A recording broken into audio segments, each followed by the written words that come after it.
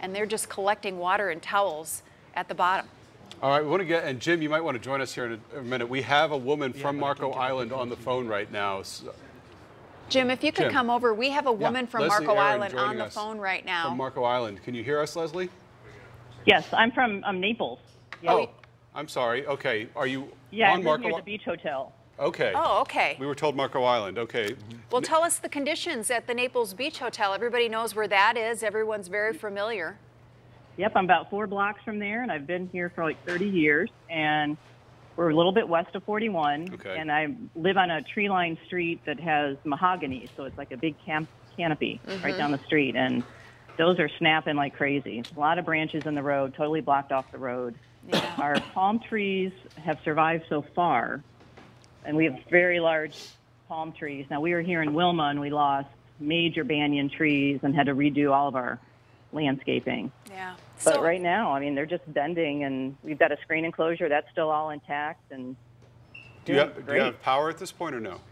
Oh, we haven't had power since 9:15. But I live on a grid that, you know, if you sneeze too loud, the power goes off. So it's really dicey here. Heartbreaking to hear about those trees being knocked down, but that is going to be the case all over Southwest Florida with the hurricane and the winds at the speeds that they are. We're going to lose a lot of trees. Are you with your family right there in Naples right now? Yeah, my husband and my 15-year-old son are here, and we've got a dog and 2 cats inside. And I know we have a few neighbors on our street that also have stayed and that we've maintained touch with, and then a couple others that just ventured a little bit inland but are going to be coming back as soon as we can clear off the street. My husband's a builder, so we've got chainsaws inside, and we've got 3 generators, and we have a duck boat. And if the case of, you know, the prediction of the surge was high between the duck boat and the canoe and paddle boards. We also have a drone and GoPros, so we will be out as soon after this as possible because we have many clients that we built homes for that we need to go check on also. Well, we would love to see anything. If you want to send it to us, we would love to see what's happening down there and share it with other people who are in your neighborhood who might be out of town or in a shelter somewhere and maybe interested in what's happening in your neighborhood. We really appreciate you calling in and letting us talk to you about what's happening there. All right. Yeah, great, thanks. Stay safe. Leslie, before you sign off, you still there? Yep. You're on Marco Island right now? No, is that correct? she's in Naples. Oh, okay. Okay, thank you, Leslie. The reason I interjected was we'll show you the radar on my computer, and Marco Island is now in the eye. You're going to have to go to my computer. There you go, and there it is. How about that? The wind has dropped off, the rain has stopped, and it's dead center eye. That eye is going to go right over the island. The island is going to be right in the middle of this major hurricane for the next several minutes. But look north of the eye, that's the roughest weather of all. There was a wind gust of 130 miles per hour recorded as that rough area of weather in that eye wall donut moved over Marco. Naples, notice. Everybody listening on the radio, unable to see the picture that we're showing on TV. The eye wall is about to move over downtown Naples now. Golden Gate Estates, you're going to be in it. Marco, this little lull is not going to last. The back half of the hurricane will be moving through that part of Collier County. In fact, we have a Marco Island resident on the phone right now. Hi, who are you? What's your name? It's Henry Hill. Henry Hill. Hill, correct. Henry, you're on Marco Island now? Yes, I am. I'm on Algonquin Court, which is just off San Marco by the big Ace Hardware. Okay, this is the gotcha interview I've been trying to find. You are in the eye of the hurricane. Yes, what is it like? Well, this isn't like we stayed for Wilma. And by the way, we listened to you. You were right on the ball. Wilma, it stopped like a switch, and there wasn't even a breeze. It was like you were in a closet. This one, there's a little bit of a breeze, but no rain. And it's clear. The sky is clear, but I can't see the blue, but it's quite clear. So this is actually your second eye experience? Are you kidding me? Yeah, it is. Do you know that you're probably in less than 1% of the human population on the planet that's been in 2 eyes of hurricanes? Major hurricanes. My daughter, Adrian Rourke, is the general manager of the Portland, Oregon Fox TV station. Ah. And yes, we've been texting back and forth, and she was in Miami for when we had the 4 the first year and the 4 the second year. She had a whole game plan, but she thinks we're crazy, but Henry, hey, what can I say? Henry, you were in Wilma in 05. Yes. Again, you are in Irma this year. Will you please move away? Because there appears to be a correlation here wherever Henry is. No. Well, then just let us all know where you are at all times. Just joking, Henry, but I appreciate the phone call. I really wanted to hear from somebody on Marco Island, the first part of Southwest Florida, to be in the eye of this major hurricane. There will be others as the eye moves northward along the coast. Henry, how did you prepare your home? Clearly, you must prepare your home for hurricane season. Well, the problem is we live right across from the beach in the ground floor condo and at the Sands. And so we basically put everything up high. We don't even have storm shutters. But we had 2 houses to go to, plus a church, okay, all on Marco, the United Church. And so we debated. We picked our one friend's house, which is up on Algonquin. So we're about 2 miles from the ocean. And she has excellent storm shutters. Okay.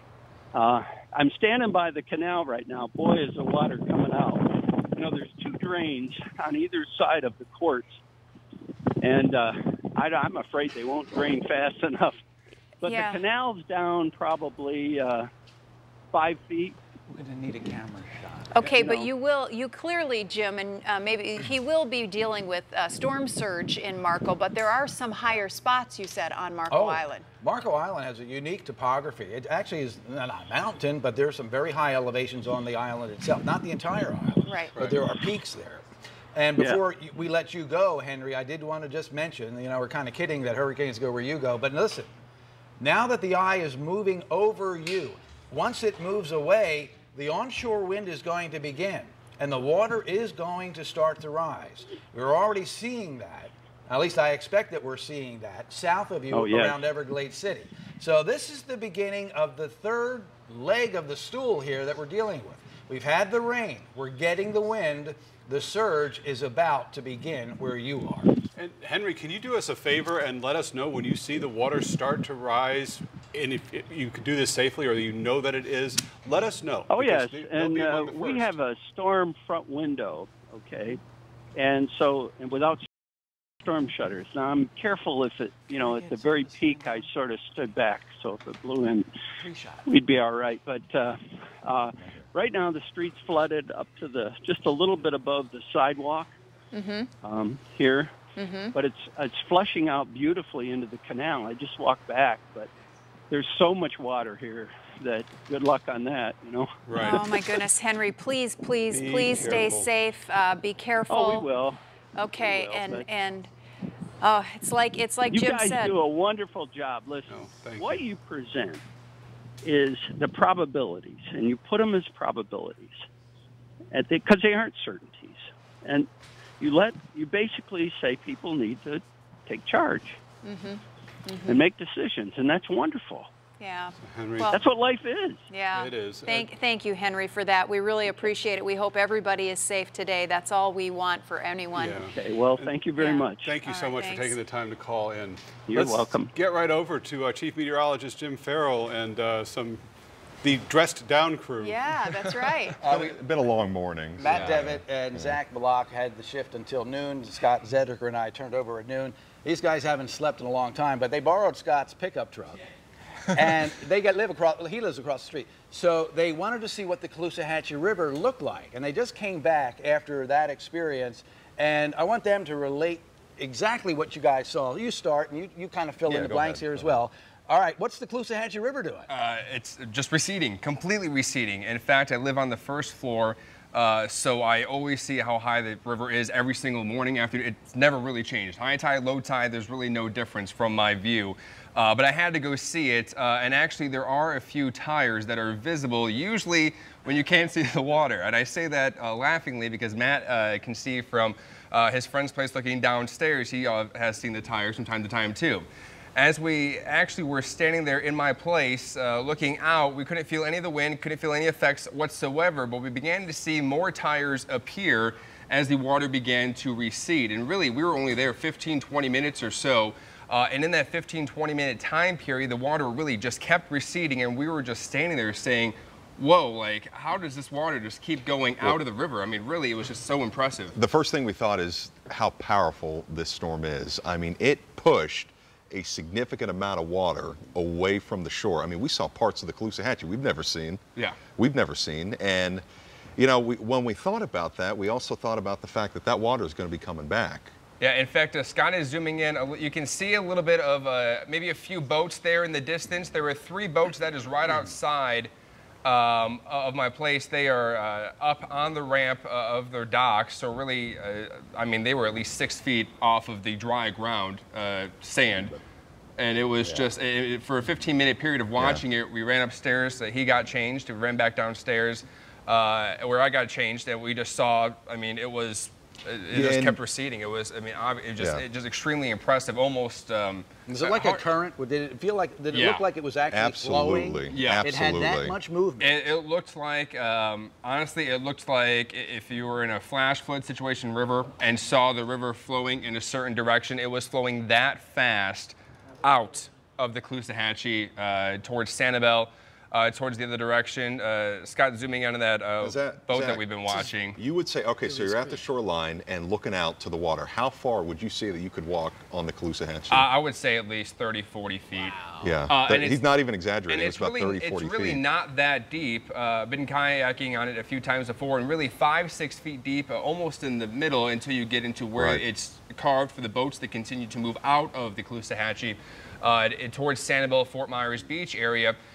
So really, there's about 5, 6 feet from that 40-mile or 40-foot really drop-off, but yes, 40 feet of dry ground. And first off, we knew to do it now because it was going to be safe and the water was going away. We were not going to have that storm surge, but we knew that this was the window of time to do it before that eye. And honestly, I do live on the first floor. I have a loft, the second floor. Luckily, I moved all my important things upstairs from papers and TV and all that stuff because I just knew. I said it's 8 feet to the beginning of my door.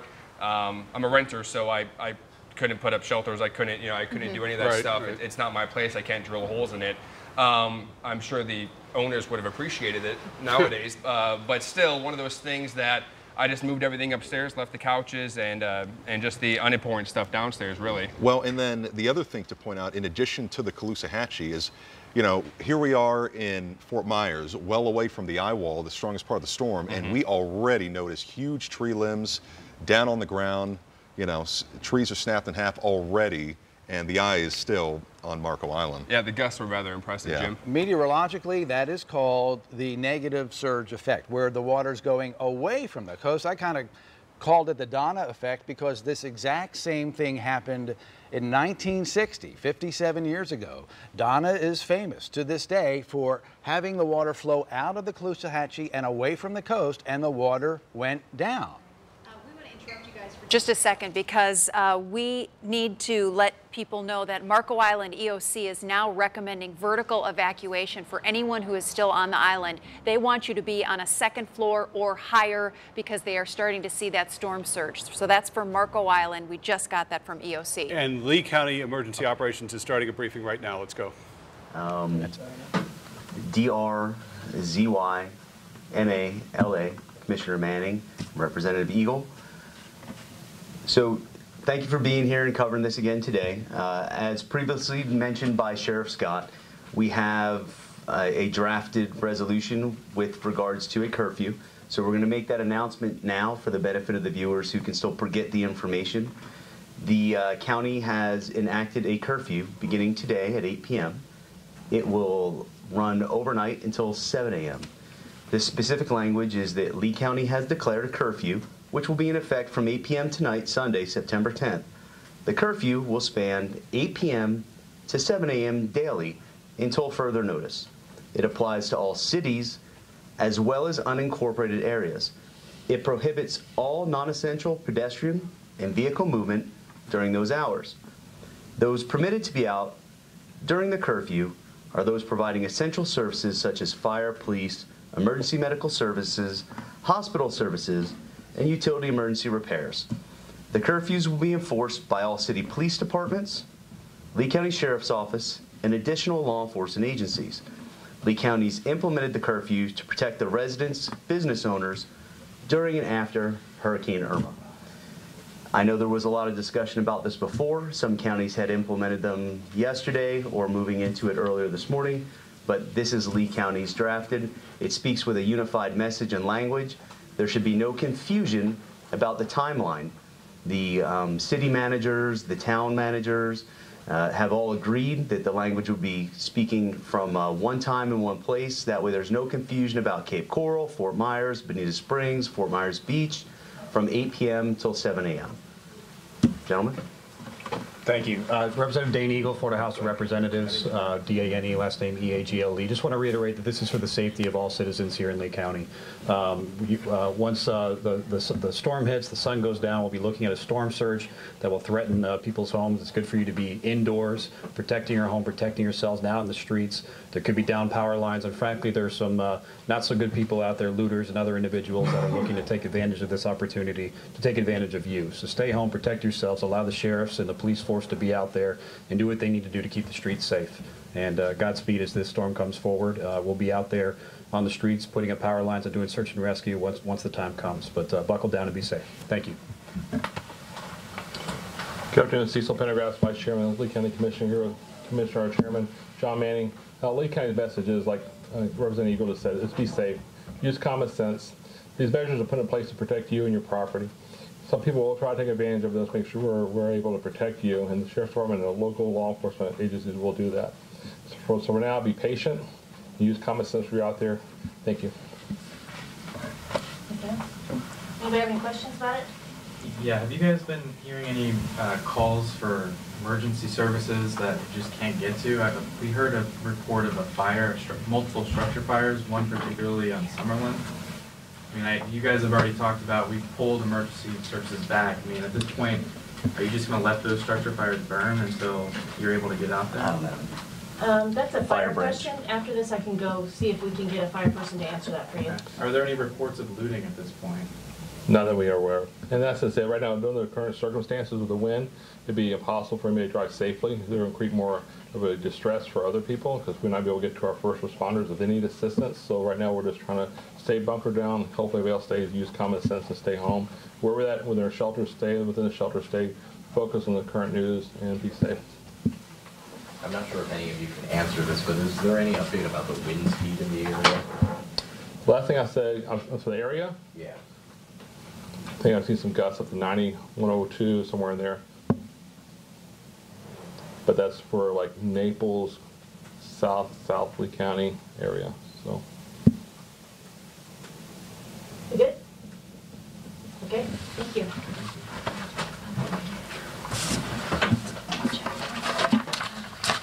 Okay, there you have the most recent briefing from the Lee County EOC, and you see commissioners there as well as law enforcement. Big news coming out of that is the curfew that will be going into effect 8 p.m. tonight until 7 a.m. every night while we are under this state of emergency. And the interesting thing about Lee County is they did this so that it is county-wide. No matter what city you live in, no matter what municipality you are in, Lee County, county-wide, has a curfew starting tonight from 8 p.m. to 7 a.m. And again, they reiterated that it's for two reasons. One, to keep people safe so that they're not out on the streets when all this debris and all these other dangerous things are around, and also protect property from people who might have ill intentions and are out there causing havoc or damage. And FGCU just sending out an alert too, reminding everybody they have plenty of people sheltered on the campus.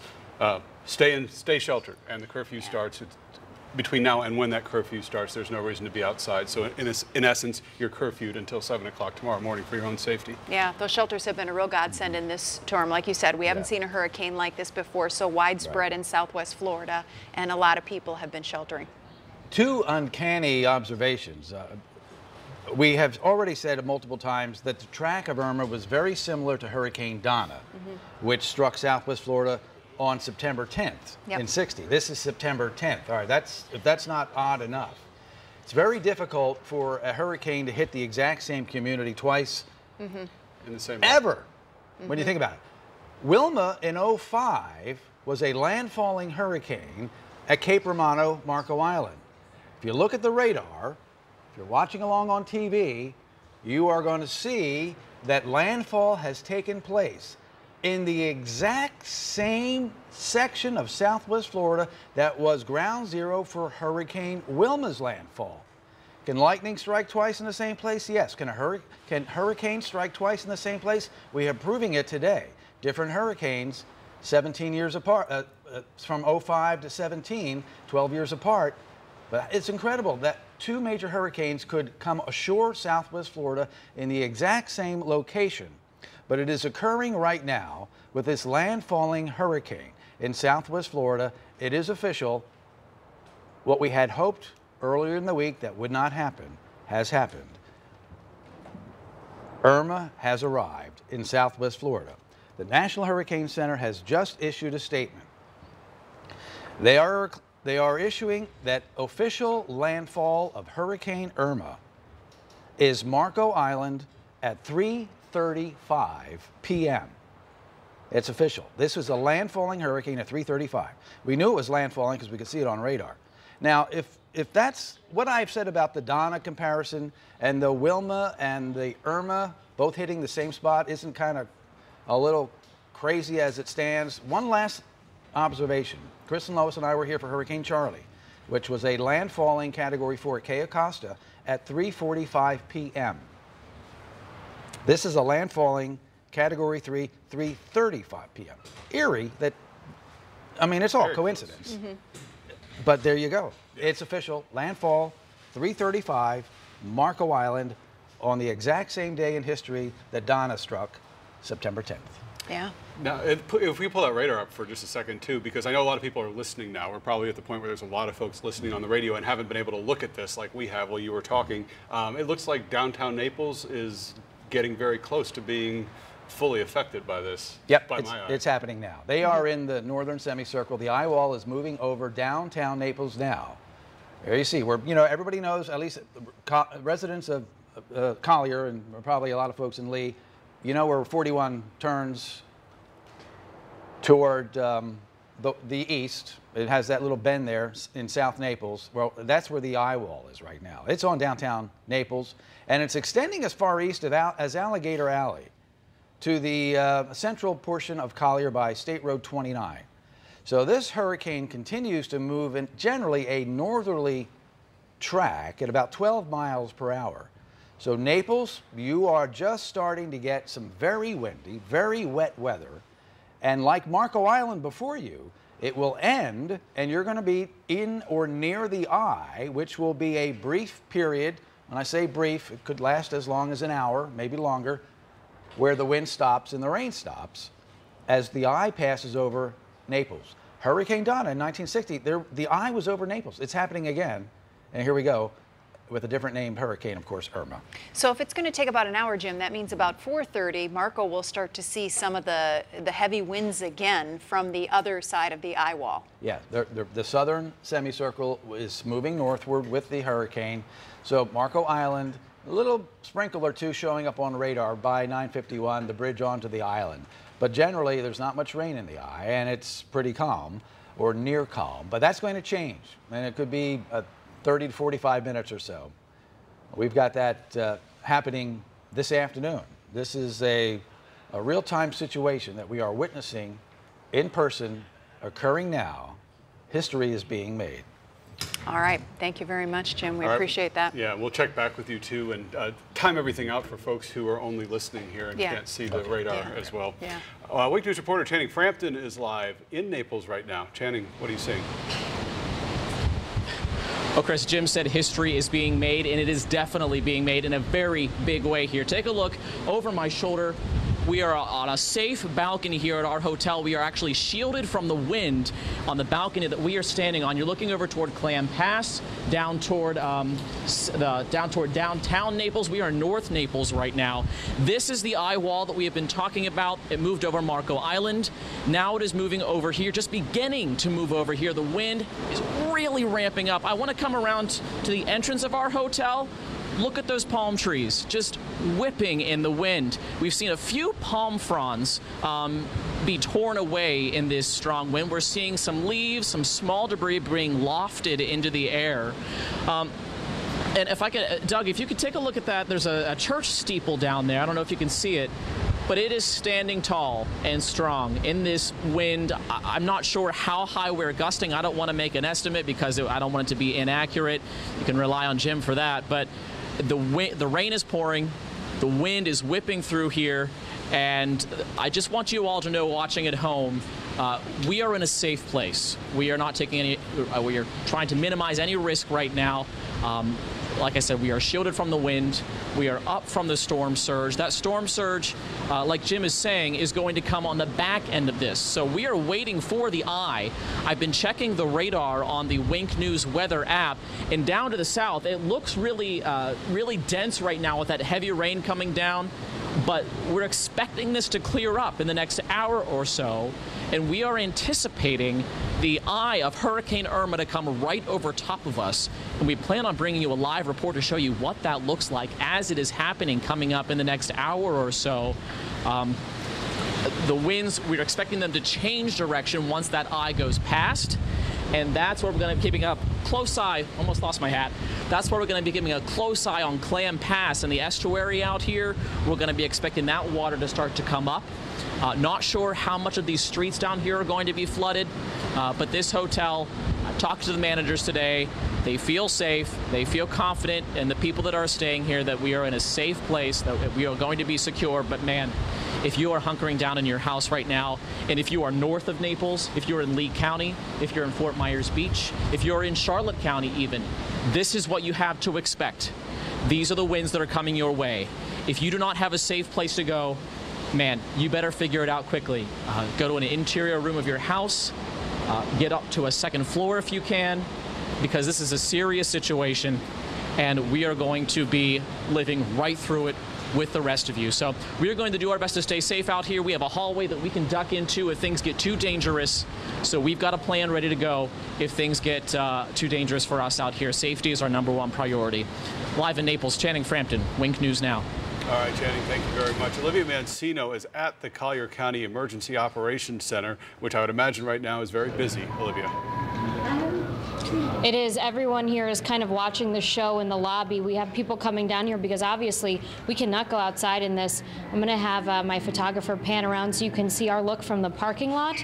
Last time I talked to you, there was one tree uprooted. I imagine there's a lot more at this point. The sound of the wind is like the Wizard of Oz out there. It's just absolutely insane. We are waiting for this storm to pass to get to the actual eye. I just spoke to the county spokesperson, Troy Miller, about 20 minutes ago about what's going on Marco Island, and here's what he had to say.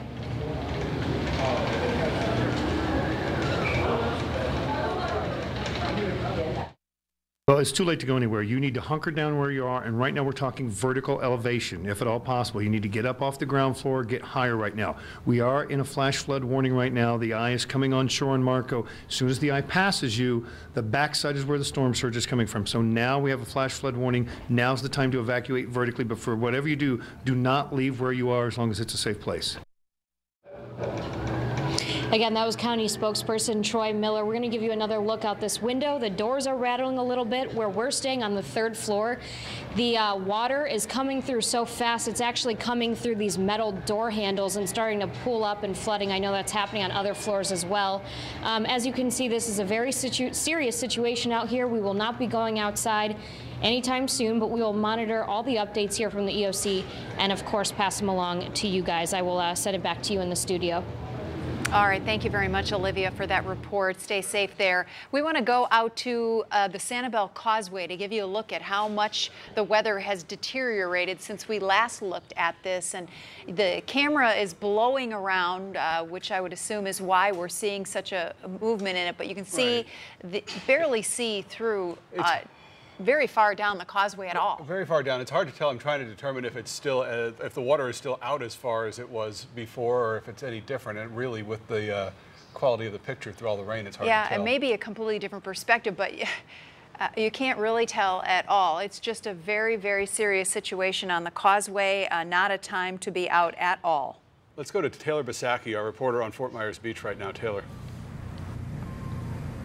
Well, right now we are inside safe. We just showed you a little bit earlier inside where we'll be staying, but right now we moved into the dining room, and I want to show you what's going on outside right now. Obviously, we are again inside where it's safe, but if you can see through the window here, what we're looking at is those palm trees again, where we're seeing everywhere right now, just blowing in that wind, bending to the point that they look like they could be breaking anytime soon. Now, we did shoot some video from outside when it was still safe to go out there. We want to show you that now. In that video, same thing. Those palm trees are going like crazy. That wind is howling, and it is very loud. We are also seeing some of those signs start to shake. All right, well, we guess we didn't see that video, but we were seeing the exact same thing that we're seeing right now, and we talked to some other people that are staying in the hotel right now. Let's hear from them. Everyone's anxious, ready for it to be over, scared. This pretty noisy out there. Hoping it doesn't get too much worse. So as this hurricane comes closer to us, we actually are probably going to move into the stairwell where we'll all stay safe as the winds come harder. Where we were earlier, there was some windows around, so that's why we're probably going to move into the stairwell. For now, we're reporting live on Fort Myers Beach. Taylor Bisacki, Wink News Now.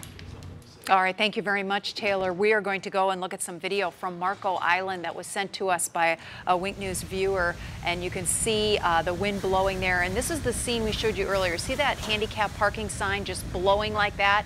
They engineer them to withstand very, very strong winds so they don't come out of the ground, and they give like that in the wind, but boy, you can really tell by that sign and by those palm trees how strong that wind is on Marco Island. And this video is a few hours old. Marco right now is kind of in the eye of it, and we've already heard, and it's worth repeating, if you're on Marco Island, they are telling you to evacuate vertically right now, which means get upstairs if you can. They're worried about now that the eye wall or the second half of the storm is approaching. There's flash flood warning, and the possibility of that storm surge is getting more and more real in the southern part of our area as the storm moves past. I think we want to go to our chief meteorologist now, correct? No, what is this picture? This looks like it's outside of the Collier EOC. Yeah. Yes, this is outside the Collier EOC, and you can see all the county vehicles parked there and the wind whipping. And you see those palm trees, or those pine trees again in the background? Still standing there, giving away a lot in the wind, but boy, that is an incredible picture live right now in Collier County at the Emergency Operations Center. That is our best live look right in the middle of it. So let's get over to Jim Farrell, who can tell us more about what we're seeing and why. 130-mile-per-hour gusts. Look at that sustained wind. The trees are bending, but they are not breaking. Others have. There is going to be significant tree debris scattered throughout southwest Florida, but that's a very good look at what it looked like when the eye wall was moving through Naples. Now, let's take a look. I have new information from the Hurricane Center. We're getting hourly updates now, and as of the top of the hour, it's weaker. Irma now a 115-mile-per-hour hurricane. Okay, that's better than strengthening, but it's still very strong. So it's a small comfort to know that it's not quite as strong now as it was just a couple of hours ago. The track remains unchanged. It's going to be moving from near Marco Island, near downtown Naples, into coastal Lee County. Look how much rain is on the northern half of the hurricane. Here's the center of circulation, so everything north of my hand is the northern half. Not as much rain by any means, south half right now. So every square inch of northeast Florida, Central Florida and Southwest Florida is getting wet, except in the eye where it is dry. Marco Island, you are still in the eye. This is the official landfall location identified by the National Hurricane Center. Landfall has occurred in Southwest Florida. The eye wall right in here has some of the windiest, wettest weather that you'll find anywhere associated with Irma, and it's right on downtown Naples now. Let's put this into motion for you. If you're listening along on the radio, what we are looking at on television is the counterclockwise circulation of the rain associated with Irma pounding away in the vicinity of Naples, Golden Gate Estates. This area of heavy weather is going to be moving northward along I-75, Route 41 to the beaches, into Vanderbilt Beach, then Bonita Beach and Springs, and then Lee County. But for now, it is in Collier County from Naples to near 951 around Marco. Marco remains in the calmer eye of the hurricane now. Look at all of these bands on radar from the Atlantic Ocean across the Palm Beaches towards Southwest Florida. Again, if you're listening on the radio, we are showing our viewers non-stop rain over all of Southwest Florida, and the counterclockwise circulation is bringing this heavy weather in from the east, except south of the eye. Now the wind direction is becoming more onshore, and the water is starting to increase in height along the Monroe County coast and the southernmost Collier County coast. Those of you who are watching and listening have been asking, okay, the eye moved over Marco, the eye wall is over Naples now. What about me? What timing are you expecting for a potential time of arrival of the eye wall or some very rough weather where I live? Now, do not hold me to these exactly. I mean, really, 517? But this is ballpark and this can change. But I want to give you an idea of what our computer is estimating some time of arrival. So we've got the eye wall on Naples now at about 5:17, and again, it's not going to be that precise, but in about 1 hour, it looks like this eye wall of heavy wind and rain will be nearby Bonita Springs. I cannot mention every community by name, so if you live near Bonita Springs, like the beach, Bonita Beach, same time for you. Estero, a little farther north, 5:45, 5:45, give or take. This is the time of arrival cone, and this is what we are estimating at this point in time. Fort Myers, 7 o'clock, give or take. We should see the northern extension of the eye wall moving through Fort Myers. This will also include about the same time for Lehigh Acres, any community on that same latitude, Cape Coral. You're going to get lumped into this time of arrival of about 7 o'clock. Charlotte County.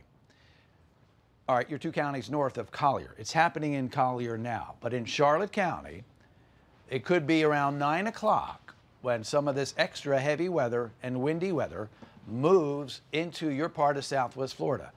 As you should know, the farther out we go in time with our estimate, the more wiggle room or margin of error needs to be applied. So I will be revising these time of arrival estimates as the hurricane moves northward. But this is it for now. All right, Bonita Springs, you're next.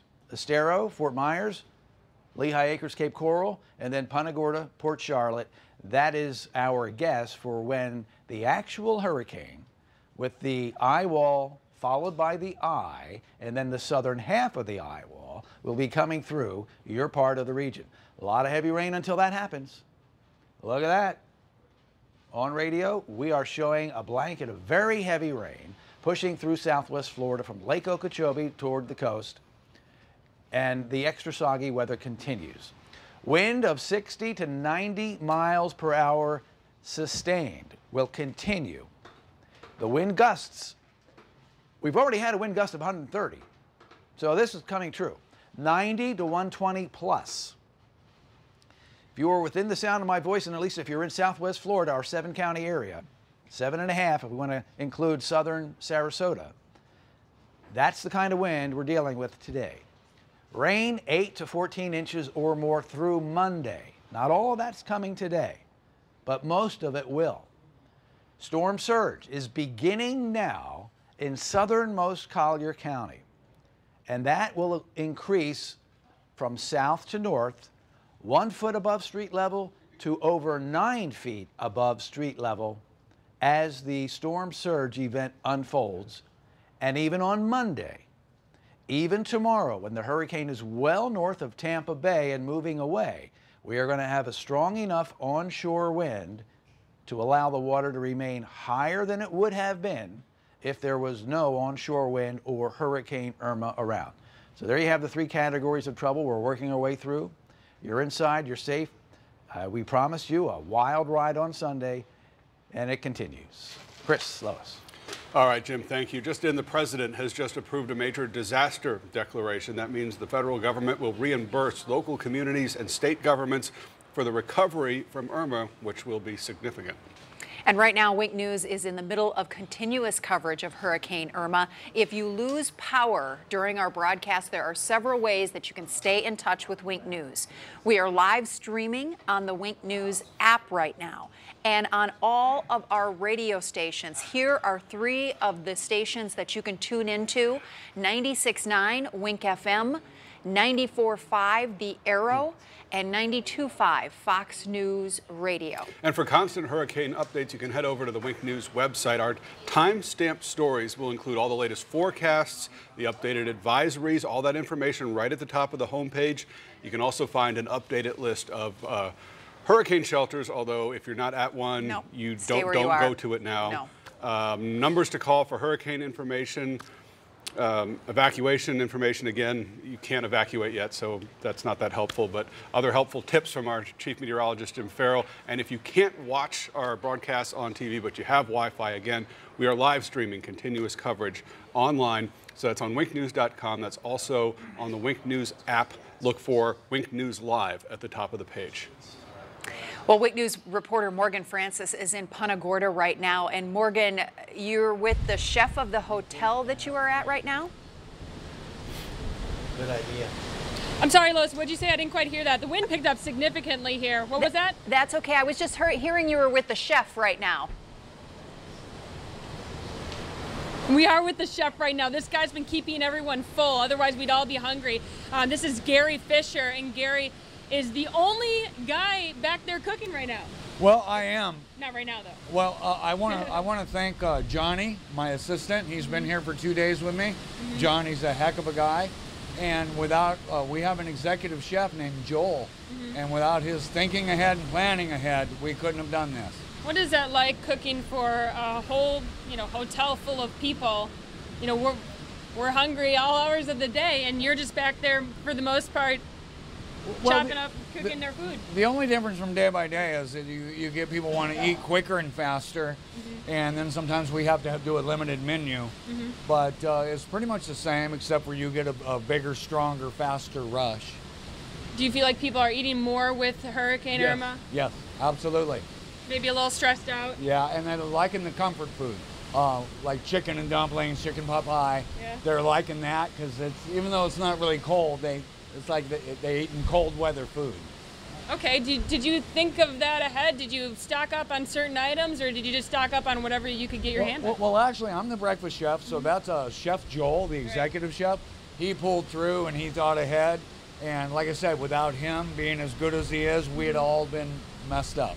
So we're here, but you're also here. Yep. What made you decide that you wanted to stay and work versus evacuate? We're in a mandatory evacuation, so we technically should not be in this area. I love food. I love my guests. I love this hotel. I mean, honestly, I'm not just saying that because I'm on TV. I love this hotel, and I love food, and I love the people that come here. All right, plain and simple answer from a man with a passion. I do want to flip the camera around real quick. We saw you guys, not even 30 minutes ago, and the conditions have changed that much more. We both came out here and said, wow, the wind is really whipping. And I believe Jim said that the eye is just over Marco. So we have a ways to go here. But as you can see, conditions have changed out here, and They're only going to get worse. Look at this. Look at this wind go by. Isn't this just incredible? Yeah, it is. Thankfully, we are, like I said earlier, we're protected. All right, we're glad to hear that, Morgan. Thank you so much. And it's great to have dedicated people like that who are willing to take care of those evacuees who are sheltering in that hotel. There are a lot of hotels around here who are just full of folks like that who went there because that's where they could seek refuge and shelter. And as long as they have power and they have people like that taking care of them, you will be fine. Yeah. And quite a story to tell when this hurricane is over. Well, remember Henry Hill? We talked to him on Marco Island on the phone, and he's been through 2 different hurricanes and been in the eye of 2 different major hurricanes. On Marco. Well, he sent us some video, I understand, from Marco Island, and okay, we apologize. We don't have that video ready yet. We'll try to get that worked out so we can at least show you that because he took the time to send it to us. But right now, instead, we'll go to Cape Coral, and we're going to talk to Wink News reporter Brooke Schaefer, who has been watching the situation there from the Tarpon Point area.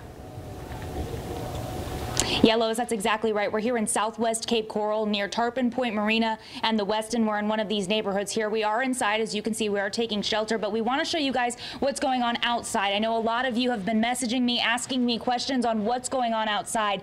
Right now, you're looking at a massive tree that was ripped up from the ground, and it's now covering the road. I don't know if you can see on the left side of your screen, the roots were completely lifted up out of the ground. We think it fell on either a fire hydrant or a water line or something like that, because you can see water just gushing out into the grass. There's also some brick pavers in front of this driveway that were pulled up as the tree was pulled up into the ground.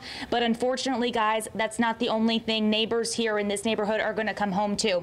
Another tree now, this one within the last hour just snapped. You can see some of the branches have fallen off. This one, though, doesn't look to be covering the road. The other one, though, is blocking it right now. And unfortunately, this is something that neighbors are going to be coming home to. Thankfully, though, this area is in that mandatory evacuation zone. We haven't seen many neighbors here. Most of these houses, if not all of them, are empty, which is a good thing. But guys, I've had a lot of people messaging me on Facebook wanting to know what's going on in Cape Coral, what's going on at their homes, because like we've been talking about for the last few days, people have had to leave their homes. They've had to go to shelters. They've had to essentially leave everything behind, not knowing what they'll come home to. I've had people messaging me asking about flooding. That seems to be a big concern for people right now, as the conditions only seem to worsen here in southwest Cape Coral. But again, right now you are looking at a massive tree. 2 trees actually that have already snapped as the conditions start to worsen here in southwest Cape Coral. But guys, for right now, we are live in Cape Coral. Brooke Schaefer, Wink News now. All right, Brooke, thank you very much for that. We're going to take a live picture now from the Collier County Emergency Operations Center. This is the worst of it. If we can keep this live picture up. If you're in Collier County, if you're in Naples, you notice the van. Watch the van on the end, Chris. I mean, some of these gusts, I mean, it's a high-profile vehicle. This is why they don't take them out, because the wind can... They're just big palm frond just blew through the screen, but they don't take these vehicles out in these high winds, and there's a reason. It was kind of like rocking or teetering there for a second. You can see the right side. I'm trying to watch. The right side. Yeah, you're trying to watch it closely because the wind is and the rain is blowing through too, distorting the picture a little bit. But you know, the wind's very strong there. Naples is really in the thick of it right now. This is the place that is going through it right now. And for all of us, you know, we're starting downtown in Fort Myers. We're starting to hear it get more intense. We just heard, you know, in Punta Gorda, we were talking to Morgan a minute ago. They know it's coming, but this is what's coming. This is a live look from as close to the middle of it as we can get you right now, the Collier County Emergency Operations Center. And you can see this, the pine trees there, the sustained wind. Although we've seen a couple bands come through here that were even worse. They're in a little bit of a half break right now, but there goes one. And you can just see those trees. Hopefully they'll keep bending. Pine trees tend to snap, but those look like they've been there a while, and so far they're faring well. They've had some phenomenal wind gusts in this location. But you know, everybody's safe inside. That's the most important thing, and we have a decent vantage point here to watch from safety. And you see those palm fronds and debris just getting picked up by the wind and blown through the parking lot as quick as can be. The Collier EOC, a very safe building, built to new codes. So that is why all the emergency officials are there monitoring the storm and getting it out emergency information to the citizens of Collier County. Yep, and you can see there as those trees continue to move. It actually moves the camera a little bit sometimes. The cameras that are mounted on the building, it adjusted the picture just a little bit. I don't think that's somebody doing it. It looked like it matched that last big gust of wind, but wow, it's just something to watch. So let's go to elsewhere in Collier County. Let's go to Channing Frampton now, who is in Naples right now. And Channing, how is the weather holding up there? The weather is disastrous here. There's no other way to put it. Take a look. Look toward south, toward Naples. We are in North Naples right now. You can't see anything. This eye wall is, you probably can't see a quarter mile is what I'm estimating here. Usually you can see the condos. The rain is blocking all that out right now. Pan around to the left here, Doug. Take a look. This is the entrance to our hotel. Just look at those palm trees. Listen to that wind. I don't know how well you can hear it, but it is absolutely roaring out here. We're seeing more palm fronds being picked up here. I just checked with the weather radar. It looks like the eye of the storm is still about 7.5 to 8 miles from our location. It's moving north, and we can tell because these winds, they were just blowing out of the east. Now they're blowing out of the southeast. And we're getting another ramp up right now, live on the air. Look at this. Now we can't even see the street below. This is just unbelievable what we are seeing out here. And I don't know if you can still hear me here, but the wind is whipping. We're in a safe location for right now. If we have to run inside and get in the hotel in the hallway, we can do that. It's just a few steps away. Because it looks like the wind is starting to shift for some reason. I don't know if it's whipping around the building here. We're on the 4th floor right now. And once this dies down, we will have the eye of the storm. And this should all calm down like it usually does in the eye of a hurricane. We'll get a clear picture of what it looks like outside this hotel. And then when the winds shift around, it's hard to say where it's going to be coming from, but we're going to be keeping a close eye on that storm surge, which we've been warning you about. So we're still safe here. Eye wall moving through North Naples as we speak. Incredible things to see here in real person. The video doesn't even do it justice. Back to you guys. Channing, can I ask you a quick question if you can hear us? Are you talking to other people in the hotel? Have you been able to speak with anyone? How is everybody holding up there? Yeah, there are a few dozen people here in the hotel. They are hunkering down. They are actually in a hallway on the interior part of the building, taking shelter from this storm. I'm going to step in a little bit, take some shelter myself as the wind is just stinging out here. They are taking shelter with the hotel management. They are in a safe place. Everybody, when I was talking to them and just the looks on their faces, you know, they're alert, but they're calm. They're certainly not panicking. I don't think they have any windows where they are, so I don't know if they're seeing these pictures or not. This is my first time going through a hurricane this strong, and let me tell you, it is just a sight to behold. My jaw has literally dropped a few times at the gusts coming through here. But don't let that fool you. Very serious situation. This is all moving north. So if you are north of Naples, if you're in Bonita Springs, if you are in southern Lee County, Fort Myers, Punta Gorda, Charlotte County, this is heading your way. Be ready. This is no joke. Yeah, very powerful pictures, and it's good to know there are a lot of folks in hotels like that. And if that one is like any one like the one that we're using here that stayed in last night, they were giving everybody this morning printed instructions on if the power goes out, here's where you can go in the hotel where we have a generator.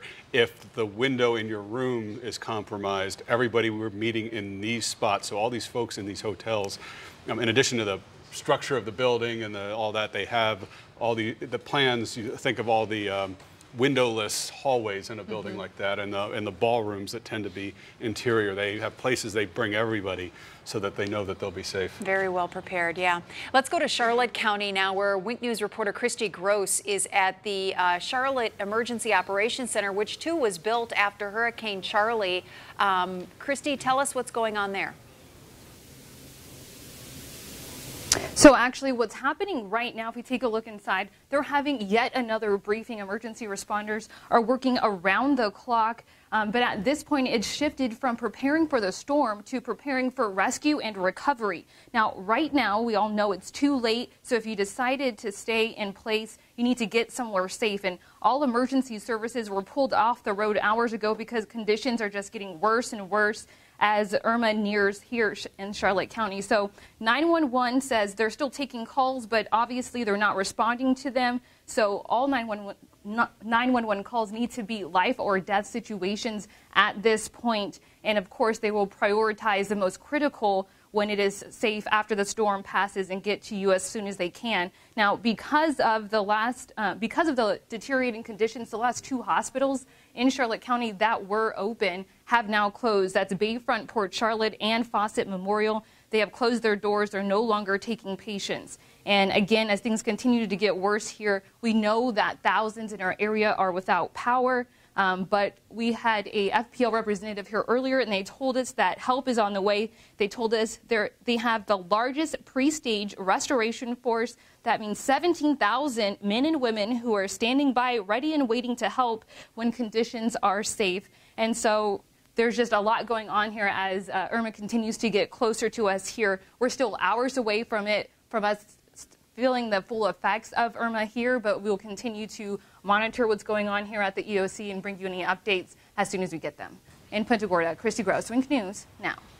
All right. Gives everybody such an idea of the scope of this when we see all the different pictures of what everybody's going through from southern Collier County. And again, in Marco Island now, they're already at the point where the flash flood warning is in effect, and they're looking for a possible storm surge to start. And in our northern parts, we're still seeing the water come out. Sure, and folks all the way in Charlotte County can watch these pictures and watch as it keeps on tracking if they haven't lost signal, or they're watching us streaming online or on Facebook and can see exactly that, what's coming to them. Right. Yeah, you can certainly hear it outside as well. Yeah. Wink News anchor John Carlos Estrada is live in Northport, where a lot of Charlotte County residents went to shelter. And John Carlos, you're there to shelter as well. What are you seeing out of your windows right now? Hey, Lois. Yeah, we are seeing a lot of wind and a lot of rain. We've been keeping an eye on this pine tree. We believe it's a pine tree. I know Chris said earlier that usually they're the first ones to go, and you can see some of the limbs have been broken off. And I want to show you some video that my photographer shot maybe about 15 minutes ago. He went downstairs, tried to get some better shots of what's going on, and you can really see the wind picking up around here. He says that there were some people down there. As I was preparing and cutting all this and editing this, he was able to talk to a few people who were still taking their last cigarette smoke downstairs and walking their dog. Now, we've been monitoring this part of Kings Highway off of 75, and we've, within the last 5 minutes, saw 2 vehicles on the road. Again, people in Charlotte County, people all over Southwest Florida, you do not need to be on the road right now. First responders here in Charlotte County were pulled around the afternoon time. They were pulled off the roads because it's just too dangerous to be out there. Now, I spoke to a man. He is from the Keys. He is here now in Charlotte County, and he had a message to get out to the people tonight. Please don't put on the generators in your house. People, the carbon monoxide will kill you. Tell them. I mean, because after the storm, they go crank their generators up inside the house or in the garage. Yeah. No, yeah, and then they get carbon monoxide poisoning. So tell them, man, don't do that. And he kept repeating that to us over and over again. We're one of the lucky few. We have not lost power yet, but I know a lot of people in Southwest Florida have started to lose their power. A lot of them want to crank their generators, and just be really careful that you don't do it and put yourself in a position where you can harm yourself. So again, we're out here in Charlotte County keeping an eye on Kings Highway and 75. I do want to remind everyone in Charlotte County that there is a curfew at 9 p.m. until 6 a.m. And again, we saw 2 vehicles just outside our window driving within the last 5 minutes.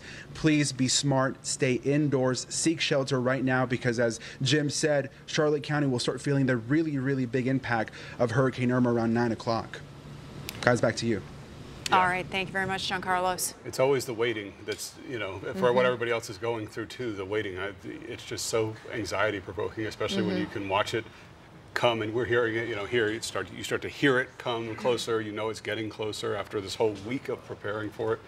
It's just hard. Yeah, settle in. The waiting is the hardest part, and then after the storm passes, the waiting to be able to go back to your home and to be able to back to see things. What I remember the most from Hurricane Charlie was the days without power. Yes.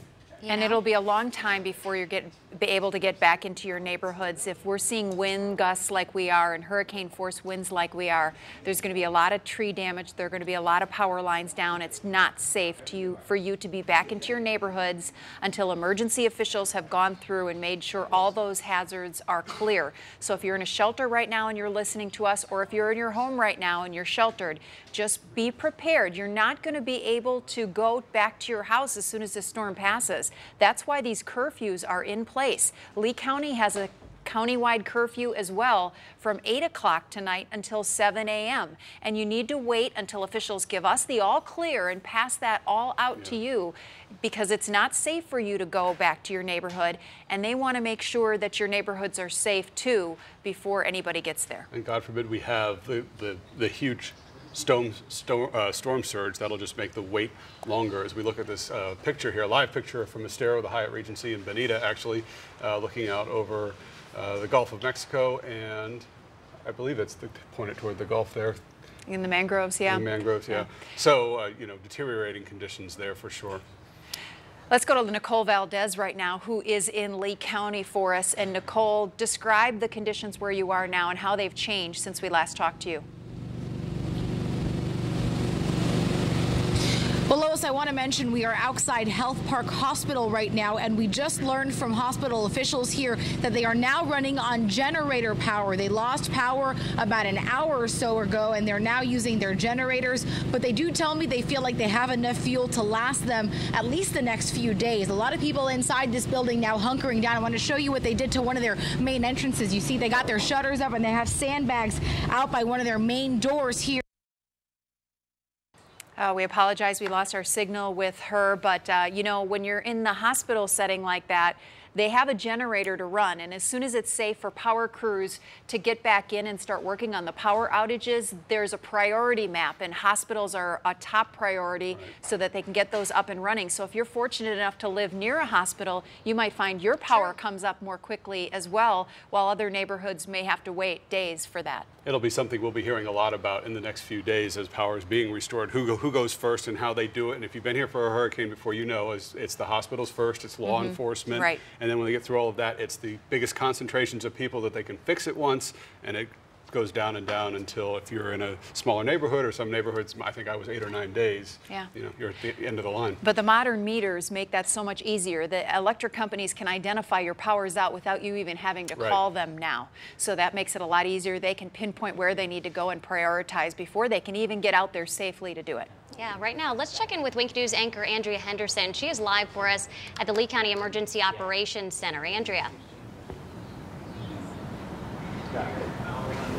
That's right, guys. Well, the big thing coming out of the Emergency Operations Center right now is, of course, that curfew that they just put in place, and that starts tonight at 8 p.m. and that runs until 7 a.m. tomorrow morning until further notice. And I just want to give you a look at the emergency personnel. They have been working around the clock here, working hard, answering phone calls, monitoring the radar, just really making sure that everyone is safe here. And again, that curfew is in effect until further notice, and they say that is, of course, for everyone's personal safety. There could be down power lines, debris, of course, flooding in some areas. So really, they say this is just in the best interest of everyone here in Lee County.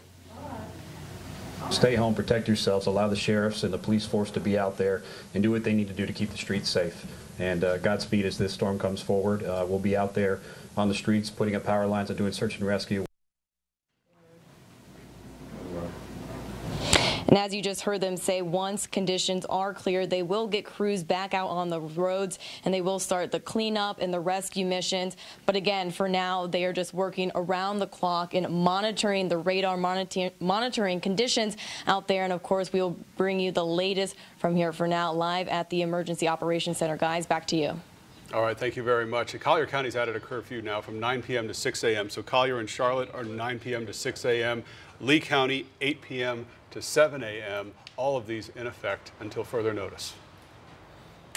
Wink News reporter Kim Powell is in Lee County right now. Oh, I'm sorry. Let's go right over to Chief Meteorologist Jim Farrell first to get the very latest on Irma. Well, we're getting reports of wind gusts now that are impressive. This is kind of what we thought would happen, 100 plus. 135-mile-an-hour gust Naples, that's the highest so far. But as expected, the windiest weather is going to be in Collier County first, because that's where the hurricane is, and then the windy weather moves northward. Marco Island, 130-mile-per-hour gust. Lely, 122. So these three communities with triple digits are all essentially in the same part of southwest Florida. Earlier in the day, Key West at 91. So we actually had some stronger wind in southwest Florida than they did in the lower Keys. Quail Creek Estates, just shy of 90-mile-per-hour wind. Southwest Florida International at 81. You see 68, Immokalee, Fort Myers 61. Port Charlotte already 55. And windier weather is on the way as the hurricane moves northward. Getting hourly updates from the Hurricane Center as of 4 o'clock. Weaker than it was at 3, 115-mile-an-hour wind, but still a Category 3 major hurricane moving right through coastal Collier and then coastal Lee and Charlotte to come. 8 o'clock tonight. This is a hurricane that should be very close to northern Lee and Charlotte County. Look at all of the rain. There's already some standing water in parts of southwest Florida. That's not the storm surge. That is rainwater ponding and pooling in the swales and on some streets. The rain has been very heavy. As you know, the wind has been very strong. The eye, right here, was over Marco Island. That's where landfall occurred. And now the eye is moving northward. It's right on top of 951, north and south of Route 41. Naples, you're in here, right here. If you're watching on radio, I am showing everybody the Doppler radar showing some very heavy rain from Naples through Golden Gate Estates, and to Alligator Alley. There's the counterclockwise circulation moving northward. There's the rain on Doppler radar. If you're listening on the radio, it's blanketing the entire region, but the heaviest bands of rain are broad from Charlotte County eastward into Highlands County, and from Lee County southeastward into parts of Hendry County. And then we have the extra heavy rain in the eye wall moving through Naples, and it looks like Vanderbilt Beach. You're up next. Bonita Springs, the rain is coming soon. A couple of estimated time of arrivals for the Springs, about 5:17. So in less than 1 hour, the eye wall will be moving through Bonita Springs to Bonita Beach. Fort Myers Beach, you're next, and then we'll see other parts of Lee County be affected by this extra windy weather. Where did that 130-mile to 135-mile-an-hour gust of wind come from in Naples and Marco? It was when this area right here moved over Marco and then moved through Naples. So this is where the windiest weather is. This is where the gusts are. And again, if you're listening on the radio, I am pointing to an area of weather that is associated with the eye wall that is near Naples now. So as this moves northward, the potential for 100 to 110 to 120 to 130-mile-an-hour gusts will come into your neighborhood.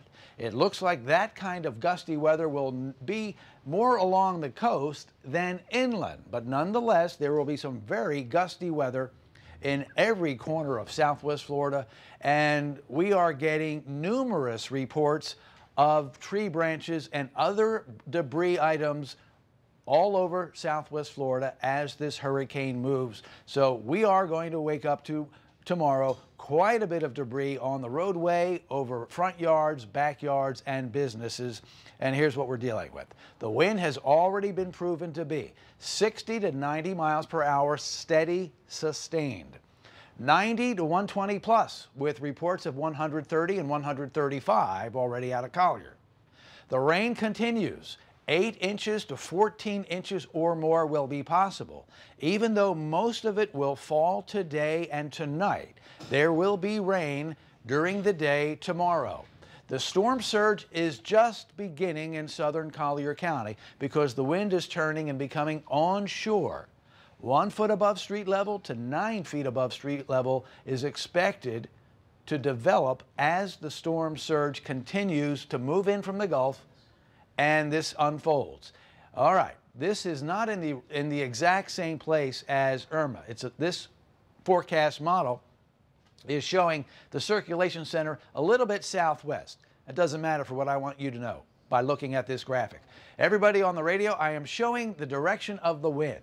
As it comes out of the south in Collier, there's the storm surge along the Collier County coast. The Gulf of Mexico gets pushed up against the coast when the wind becomes south to southwesterly.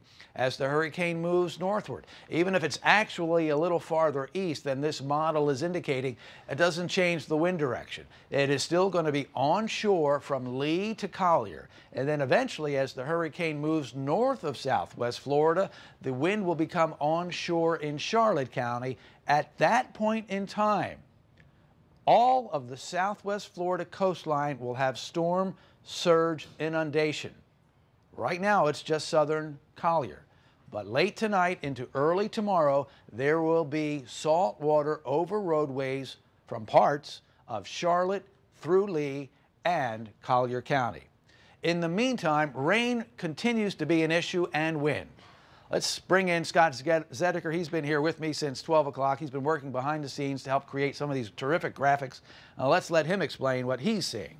Well, Jim, this is new to you as well. We just saw this on our Skycam. That is a tree, maybe a banyan tree. I'm not sure what type of tree, but that is a large tree. And that is just across from our studios here, looking across Billy's Creek. And that's the Dean Park area. And you can see with that east and northeasterly wind, that knocked that big tree down. If we could zoom out a little bit, Zach, I think you're manning the camera. We could see that a little better. Why don't we zoom that out just a tad? Anybody back there? Yeah. There we go. Thank you. And there it is. There's the roots. And Dean Park is a low-lying elevation here near downtown Fort Myers. If you're familiar with the area, we always see flooding in Dean Park. They actually have a pump to pump the water out. Well, we're looking at the ground. It's probably very saturated from all the rain we've been seeing this summer. But that tree is down, and we're seeing, I don't know if those trees are down, but there's some branches down, and there's some roof damage right here, and a little shed there. Now, this is, as we're looking off to the southwest from our vantage point at our studio, and that's Billy's Creek. And you can see that damage there in the Dean Park area, right by the pumping station. That's where we're noticing that damage, that tree that got uprooted, and of course that roof damage. And the hurricane is still in Collier County. Now we're getting the wind gust here in Page Field, around 70, 80 miles an hour. And you can see stuff is already falling. All right, let's go. Let me show you the radar right now. That is just impressive. That is some very strong wind. There is the current 1-hour time-lapse Doppler radar. There's the center of circulation. Irma is working its way now through Naples. If you're watching or listening on the radio, as Jim mentioned, we do have an area of very strong weather now in North Naples. I'd say just north of exit 101, working its way over Pelican Bay up to Vanderbilt Beach Road, back toward Orange Tree and Golden Gate Estates. Golden Gate seeing this large area of some very heavy rain with some damaging wind with that. That's where we're seeing the wind gust. You folks from Bonita Springs southward into North Naples, back toward Orange Tree, the Golden Gate Estates. That is the eye wall, the northern eye wall of Irma. That will continue to move to the north. So right now, Bonita Springs is seeing it. Let's kind of track that right up Interstate 75. Estero, you folks in Estero, about 5:15, get ready. It's going to be heading your way. The Villas community right near Bell Tower, about 6:05. Whiskey Creek area, about 6:15. We're looking at Fort Myers, downtown Fort Myers, right about 6:32. So that is the track of the northern eye wall with Irma as it works its way out of Collier County into Lee County. So get ready, folks. It is on its way to you. We're already seeing wind gusts. Jim showed you some of those very impressive wind gusts, over 130 miles an hour down in Naples. And I think we're going to see some of those wind gusts greater than 100 miles an hour all the way through Lee County in toward downtown Fort Myers here in the next couple of hours. Of course, as Irma continues to move off to the north. Marco Island, you had the wind gusts, and I don't know if you're necessarily calm now because the eye has moved to the north. but you are probably starting to see that onshore wind. Jim explained some of that, how the surge is going to start taking place now. The water has left, now with more of a southerly breeze and southwesterly wind flow. Now we're going to watch the water return at the coast, and we're going to see the storm surge starting to rise. There's the overshot, and you folks on the radio, as I mentioned, that big area of some strong wind, heavy rain, just north Naples now to Bonita Beach, Bonita Springs, moving into southern Lee County. So get ready for that, you folks in Estero. What time is it? It is 4:45, but it is going to be there rather quickly. And we're looking at some other bands now moving through Lee, Charlotte, DeSoto, and Highlands County, all containing gusty wind. We're in this, and we're going to be in this for quite some time, folks. We'll be here to track the radar for you and keep you up to date. Jim? Thank you, Scott. Everybody watching, everybody listening, we are in the second inning of this 9-inning game. This is where the hurricane is now. It was a landfalling major hurricane at 3:35, a little more than 1 hour ago at Marco Island. It is still near its entry point. Here's Marco, here's Naples. The eye is passing over parts of South Naples right now. The eye wall is moving into Bonita Springs right now. A recent wind gust. When this rain area moved through Naples, and if you're listening on the radio, I'm just showing the heavy rain that is now north and moving away from Naples. When that came through, there was a wind gust of 142 miles per hour. That is Category 4 wind strength, but it was a gust, not sustained. That is the strongest gust report we have so far. Near this area where the hurricane has made landfall is Don, who's in Lely. Don is with us on the phone right now. First of all, Don, tell us what's happening in your neighborhood. Right now, I think we're under the eye of the storm. It's pretty calm, but that northern eye wall is no joke. That is mean. That was very scary. Okay. Give me a little more of a description. What was it like? John, I'm sorry, John is your name. John, again, walk us through. What happened? How fast did the wind pick up? What did it feel like? What did you hear? What was going on there when the eye wall came through? Oh, the inside of the house sounded like a freight train. I got a couple double doors on one of the front bedrooms almost blew open. We lost probably 4 or 5 palm trees out front from just that band. No trees were down before that happened, but we've got trees down everywhere now here in Lely Resort. Did your body sense any pressure change, air pressure change? You know how like when you're in an airplane you can tell it's being compressed or decompressed. Did you feel any of that? I could say a little bit, but that might have just been the stress. Okay. That was nerve-wracking. Curiously, your palm trees that you have watched or now know that are down, were they recently planted? Had they been in the ground for a long time? They've probably been in the ground 10 years. Oh, okay, so they're well-rooted. It's not like they were freshly planted. And so you have multiple palm trees down. What did it sound like when the weather was at its worst? It's just a whipping wind. I mean, just like a freight train, just continuous freight train whipping through. I mean, trees were sideways, stuff was blowing, palm fronds blowing. It was bad. Anybody in that vicinity that it's coming up on better get to their safe place and get a shelter room somewhere safe in the house to go to. It was nasty. John, the weather obviously has already improved for you. Try to give me a sense. I know the timing may be difficult if you didn't look at the clock, but from the time it got really bad until the time the weather improved, was it 15 minutes, a half hour, an hour? How long was the worst of that weather event for you? Probably about 45 minutes. That's a substantial length of time to be in a whirlwind of terrible weather. That's incredible. You said we were going to be through a scary ride, and we were, but we made it, and hopefully the worst is ahead of us. But I was kind of wondering if you knew what storm surge was going to be in Lely. I'm 12 feet in a second-story unit, 12 feet above street level. Don't know if it's going to get that high or not. Your residence is 12 feet above the street, you believe?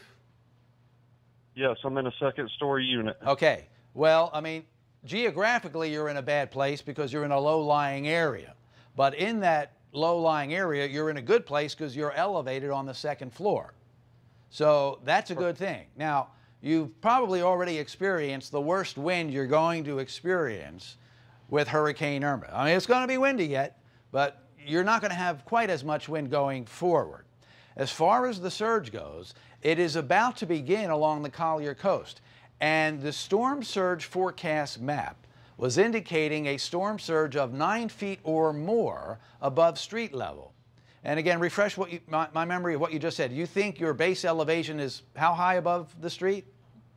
Well, the second floor is 12 feet above my driveway, so I feel I'm at least 12 feet, but I don't know what the elevation of my unit is. Okay. Well, it's got to be 4, 5, or 6 or more. So that puts you maybe at 20 feet. So I would suspect that you are not going to have water coming in to your dwelling at your level on the second floor. But I cannot guarantee that you will not be surrounded by salt water so that you're going to be trapped but safe, having vertically evacuated, so to speak. Okay? You understand what I'm saying? Correct. Yeah, I understand. Excellent. Well, you've been through an experience that very few people have. But the second part of what you said was, well, the first part was, boy, it was like something you've never seen. You were prepared for it because we've been telling you it's coming. But you said, but you survived. See, everybody listening, it's coming, but if you do what you're supposed to do when you're supposed to do it, you're in a shuttered concrete block house or a good wood frame home, you've got the shutters on, here comes the wind. You, like John, will be fine, but get ready for the ride of your life today. Absolutely. Absolutely. Thank you, John. Stay safe. We're not quite done yet. We've got quite a bit of weather to work our way through, but believe me, I appreciate your perspective, and just sharing what you have said with everybody who is listening now gives them an idea, because sometimes fear of the unknown is pretty bad. Now we can kind of define what is going to happen to those folks who are listening and watching now, who are going to experience a similar experience like you just went through. So that gives us some perspective. Thank you so much. Thanks, Jim. You guys do a great job. Well, thank you, John. All right, everybody, you got the takeaways. A rough ride is coming.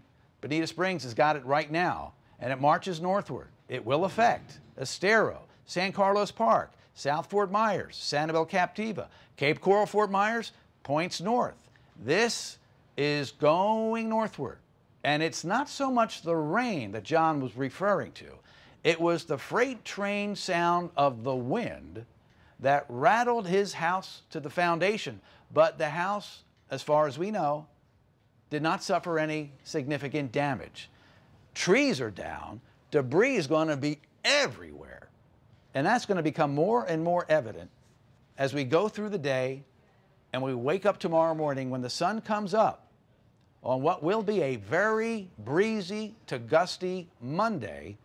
But boy, the landscape of Southwest Florida is going to be full of debris, and it's going to be very difficult to get around for a while. There's going to be stuff on the road, and there's going to be a significant cleanup effort that's going to be required by everybody. That is yet to come. But safety first, and so far so good. Everybody is surviving the event so far, as I knew you would if you got out of harm's way or sheltered in place the proper way. All right, guys, that's a great report from John. Thank you for calling in.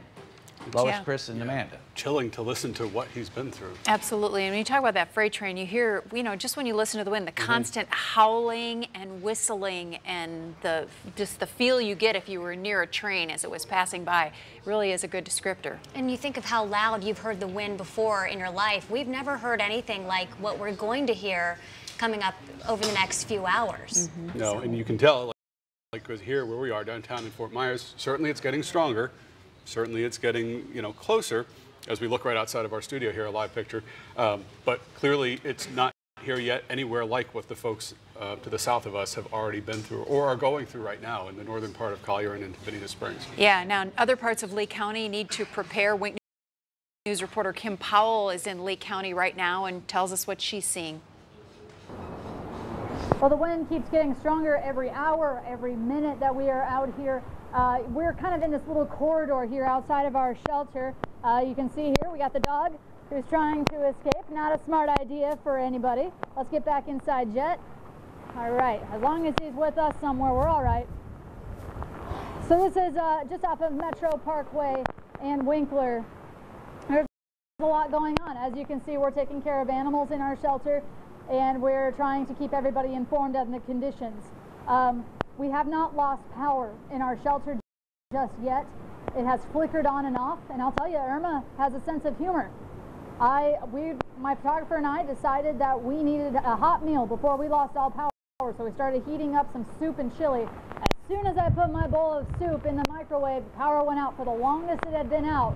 And I said, Irma, not yet, not today. And it came back on. So maybe she does have a sense of humor, but I was able to heat up some soup. So I had a hot meal, which is good. I advise anybody who still has power to get that hot meal in while you can. Our dog is about to escape once again, but we're dealing with a lot here, as everybody is, but just wanted to give you guys a quick update from here in Lee County. I'll send it back to you. All right, Kim, thank you very much. Look at these live pictures, but great point too. If you still have power where you are, take a hot shower, eat a hot meal. I mean, turn the air conditioning down, turn the refrigerator down, take advantage of it, because it's probably not going to last. Right. That's absolutely right. Well, here are live pictures again of the Sanibel Causeway, and we've been watching these pictures deteriorate throughout the afternoon. You can see the water is whipping up right there.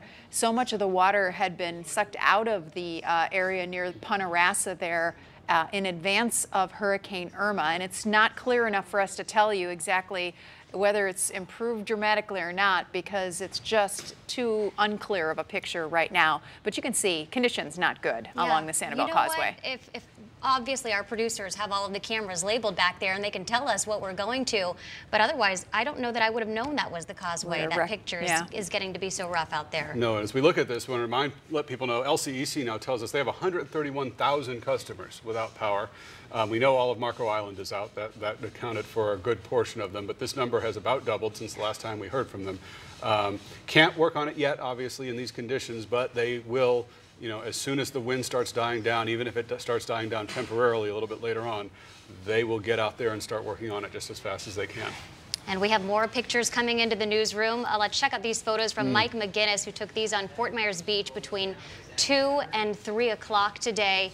I'm not sure exactly where he is on the beach, but you can see the winding conditions. Especially, you can always see it when you look at photos and videos of our palm trees, the way those sway around and bend back and forth. Let's go to Cape right now, and Sean Graham sent in this from Southwest 30th Terrace in Cape Coral. The power is still out there.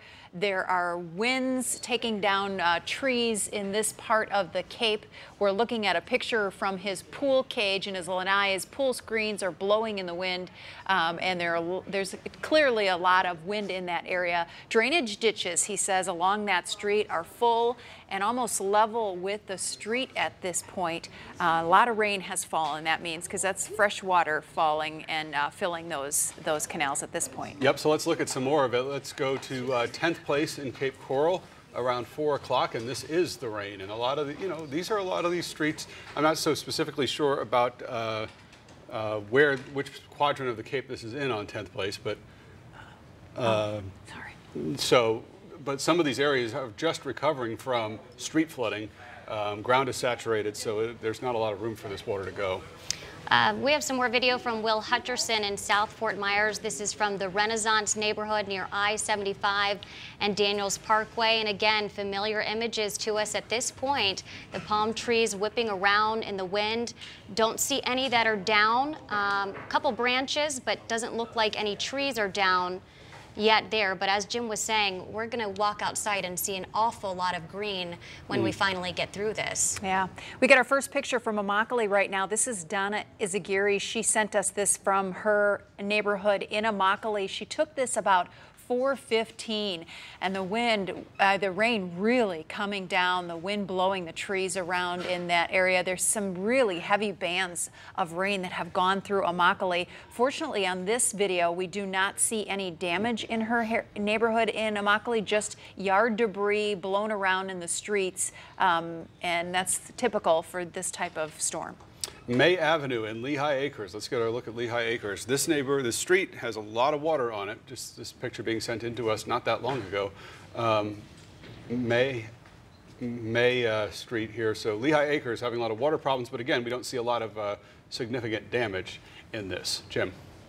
Got Judd Cribs on the phone. Once again, Judd joined us a little earlier. Judd was in Hurricane Wilma's eye and eye wall when it went through Clewiston. He's a former reporter here at Wink News. Judd, you are in the Estero area, and it looks like, as I look at radar and describe this to our friends on the radio, that the eye wall is moving through Lee County now, at least one of the bands ahead of and north of the eye wall from San Carlos Park to Estero. What's happening where you are?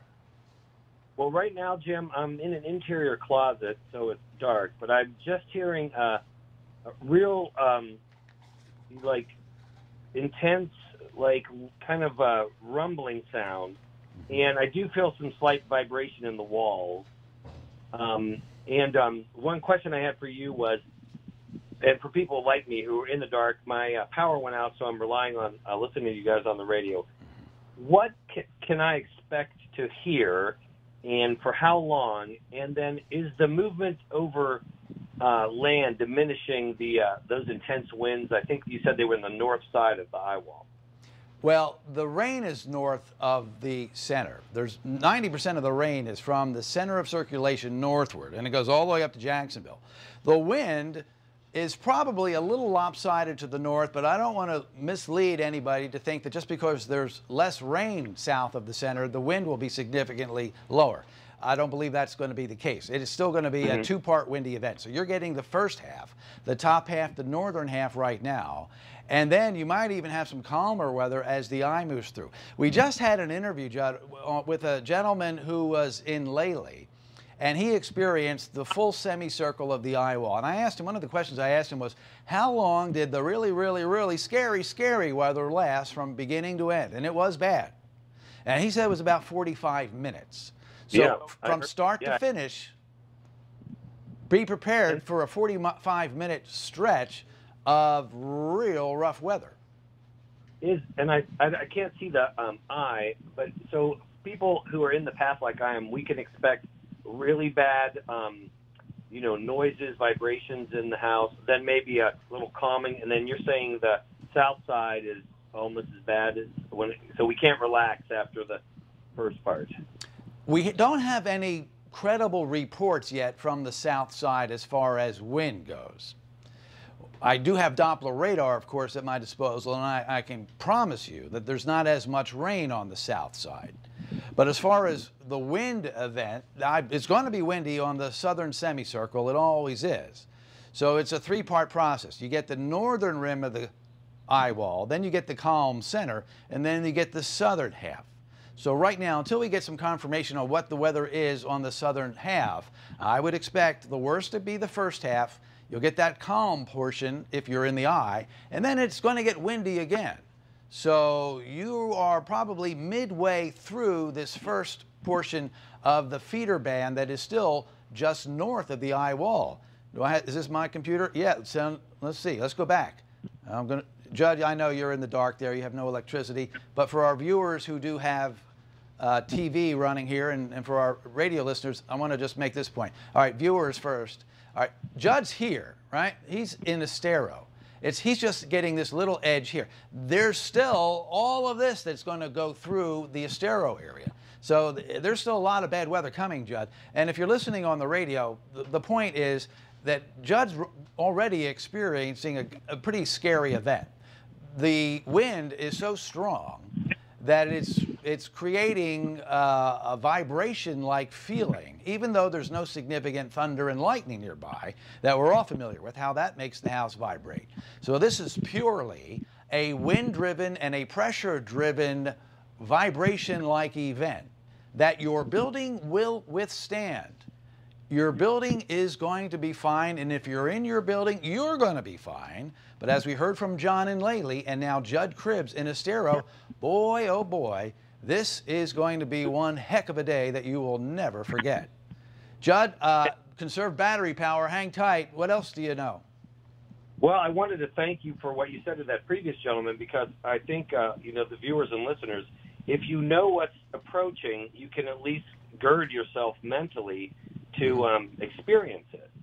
And for me, it's almost harder to not be working for this event because I'm just kind of riding it out. And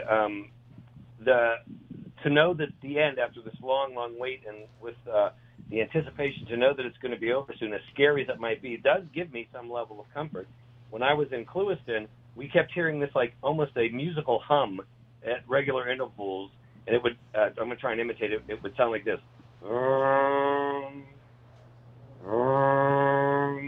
And the guys at Clewiston Inn said that was the roof vibrating, and it was just creating that sound. And the comfort I took from that was that I don't recall any major roof damage. So even if you hear noises and that are strange and scary, it doesn't mean that you're in as much danger as you might think. And having the knowledge, it does provide some calming comfort. And I think this is more of a mental trial for me than a physical one. That is a terrific point, and that has just triggered an idea in my head that I think I should try to explain to everybody, because as this eye wall moves through part of Southwest Florida, not everybody's going to get it. Already, we can see that it's going to be moving very close to Sanibel, Pine Island, probably downtown Fort Myers, to Lehigh Acres. But east of Lehigh, you're not going to have this eye wall coming through with all of this vibration created by the pressure change and the strong wind. But here's something I want to make this point. If everybody knows about how a roof is constructed, how a house is constructed, you know what the soffit and fascia is? That's that aluminum that's underneath the roof around the edges of your house. During the summer day or any warm day, air comes in from the street, goes up through those little holes in that aluminum into your roof and escapes out the vent on the top of your roof. It's a natural air conditioner, more or less. As hot as it is in the attic, it would be a lot hotter if we didn't have air flowing in through the soffit and fascia and then escaping out of the roof.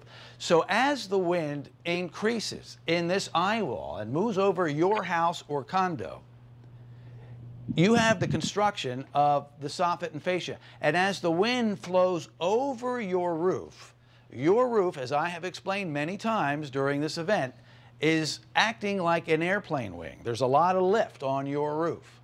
It wants to lift off of your house, but it won't. But the air and the pressure change that is created will draw in air from outside into the soffit and fascia so that it goes through that little thin area of aluminum that's full of little holes. And in many of our homes, we're going to find on Monday that that little layer of aluminum that's porous with holes has either been bent or pushed in completely into the roof. If and when you hear that sound of metal crinkling or vibrating, I don't want you to think that your roof is coming off. This is a totally different sound that is probably going to be experienced by many of us. It's the sound of the air rushing in to those little holes in that thin sheet of aluminum at such a velocity that it'll be strong enough to displace that aluminum after it lets it vibrate for a while.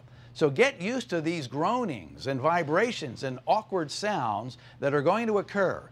I don't want you to jump to the conclusion that, oh my gosh, what's that sound? I've never heard that before. I think my roof is coming off. No, no, no, no. Your roof should be intact, but you're going to hear those sounds, and it's going to be part of this experience of going through wind of 100 to 130 miles per hour of gusts. And it's going to create dynamic changes in the way air flows into and out of your house and around the roof. All right, Judd, good insight. Really is. That triggered a couple of thoughts there that I think will help some folks out, because you're not the only one who's going to hear those kind of haunted house sounds, and it's very scary when this is occurring. All right, thanks, Jim. You bet. All right, stay in touch. All right, thank you. Will do. That's Judd Krebs, former reporter at Wink News. He is in Estero, and he's just getting this little band right here, right there. I'm sorry, radio folks. I just have to point this out to the viewers. That's not the eye wall. The eye wall's coming, Judd. Everybody else in Estero, then San Carlos Park, then South Fort Myers. I said we're in the second inning of this game because this has to move through Lee, Charlotte, DeSoto, Sarasota, and that's going to take a while. Rain, wind, and surge. It's all playing out pretty much as we expected. Chris, Lois, Amanda? All right, thanks, Jim, very much for that, and good luck to, Judd, we know Judd very well here, but there's probably a lot of other people who are going through exactly what he's going through right now, listening from a safe place, a dark, safe place. We will do our best to make sure that you have every piece of information that you need. to get through this safely, as so far everybody is. Yeah, we want to show you some changes, though, in Naples. We're going to go to North Naples and Naples Grand, where Wink News reporter Channing Frampton is live right now. And Channing, things have really improved since we saw you last. They sure have. Last time you saw us, you couldn't see anything. The wind was whipping, the rain was pouring. But I want to take you on a little visual tour of what we're looking at now. We're getting a first look at some of the damage here. Across the street, multiple trees are snapped on the ground, fallen over. If you look down below, there used to be a street down there. Now it's full of water. I do not believe that is storm surge. I believe that is just street flooding from the very, very heavy rain that we've gotten so far. The skies are clearing out. It almost looks like the sun is going to come out just south of us down near Naples. If you're in Naples, let us know what it looks like if you can safely do so. Coming around to the other side, looking back toward the east, there was a church steeple that we mentioned earlier. It is still standing after these strong winds blew through here, and lots of palm fronds still hanging onto the trees. I saw one palm tree snap. That's the only one I saw snap. And if you look down toward the road leading into our hotel, you can see the bushes and the shrubbery and the small trees down there. They are all laying over. The wind coming whipping out of the east just pushed them all over in the same direction, those straight line winds. But we're seeing multiple trees snapped off here, lots of large limbs down. And if Doug, if you can get a shot of this bay out here that separates us from the Gulf of Mexico. That is Clam Pass Park, and the waves on it, I'm seeing the water begin to slowly make its way back in there, and the waves are coming out of the north, whereas they were coming out of the east earlier. So the winds definitely shifting with this storm, as they do with hurricanes. We were on the northern side of the circulation. We are slowly becoming part of the southern side of the circulation, but things definitely improving here as the wind has definitely died down. Still a little breezy out here, like a breezy day in North Naples, but gosh, if you live north of here, like Jim's been warning us all afternoon, you are in for a wild ride. It like he said, it lasted about an hour, 45 minutes of the worst stuff here, and we are safe here. We just checked inside our hotel, and in the hallway there's actually some kind of like a hole, I would say like a 3 to 4 foot hole that just kind of like the wall just kind of opened up. And we're seeing sparrows actually show up on our balcony here looking for food or refuge at the very least. So a lot of interesting things going on following Hurricane Irma, but things definitely looking better here in North Naples. Okay, Channing, you know, you may be in the eye and you maybe have other things coming toward you within the next hour. So you're experiencing the peace and calm of the eye, but you may be experiencing the other part of the eye wall. So you're at halftime, to come. basically. Yes. Yeah, there's more coming. And for folks who are having that experience of peace and calm, we're all following the eye up. A lot of us are going to be through it. Don't forget, that is the first half of the storm. There is a whole second half that comes behind it. That's true, but for the time being, Channing, you're experiencing something that none of us have ever experienced, that a lot of people will never have the chance to experience, and like you said you could almost see the sun coming out. Jim has said that yes, you could see the sun before you see the second half of things. Yeah, it really is truly amazing. I was telling my parents 2 days ago when I found out I was coming to Naples, I said, you know, with the way the forecast is looking, with the Wink Weather Authority meteorologists, we very well could be in the eye of the storm when it comes through. And whether this is the eye or not, it might have missed us one way or another. I'm not exactly sure. I don't have access to radar right now.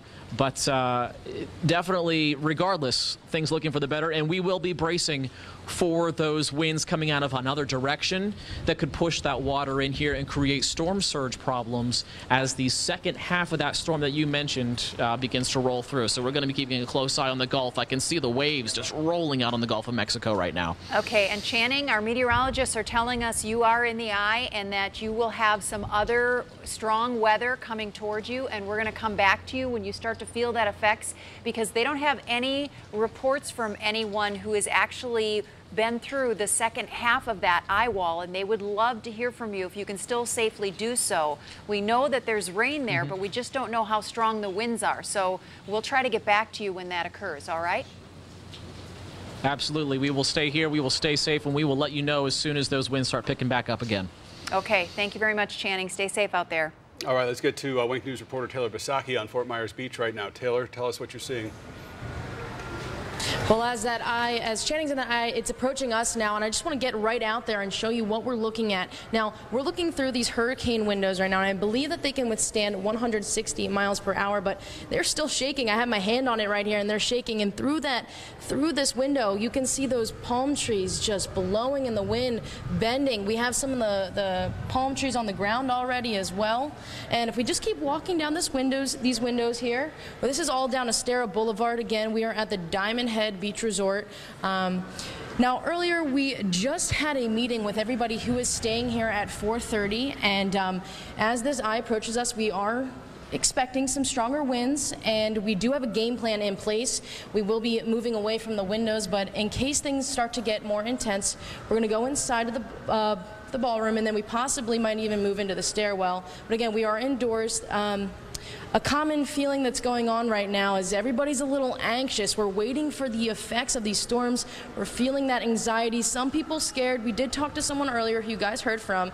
She was saying that this is the first time she's ever experienced anything like it, just like for many of us and our viewers, we've never experienced anything like this before. So we're all kind of sitting on the edge of our chairs waiting for this to come. But as I'm still broadcasting right here, you can still hear, I'm sure you can hear what's going on outside, even though we are inside. We're going to continue to watch what goes on, and of course we will continue with our game plan if things get more dangerous. Yeah, we can definitely hear the wind howling where you are, Taylor. We'll be checking in. So as we continue to make our way north with our live shots, we're going to go out to reporter John Carlos Estrada. He's in Port Charlotte off of Kings Highway and 75. John Carlos? Amanda, that's right. We were told within the next hour they're going to be closing the doors at the Country Inn where we're staying at, so we figured we'd take you outside one last time, and I want to show you something that we're keeping an eye on. We're keeping an eye on this sign right over there. You can see it is bent over. The wind's really picking up right now. If you joined us about 3 hours ago, we were standing right over there. That sign pretty much standing up. Now let's take a look right here. There is a woman. A lot of the dogs that we're staying with at this hotel, they're getting their last walk-in before the storm really hits. A lot of people taking out their dogs. We just saw 2 other dogs come out before the winds start picking up. They're going to close the doors here at the Country Inn in Port Charlotte within the next hour because the winds again have really picked up. Now I spoke to a man who is originally from New Jersey, moved here to Charlotte County 2 years ago, and says that his neighbor got him into this hotel just yesterday. Take a listen. Luckily, my neighbor got me a room here, put me on a waiting list, which I didn't think was going to happen. I'm like, okay, thanks, Lou. But we got in here, thank God. We just got here yesterday.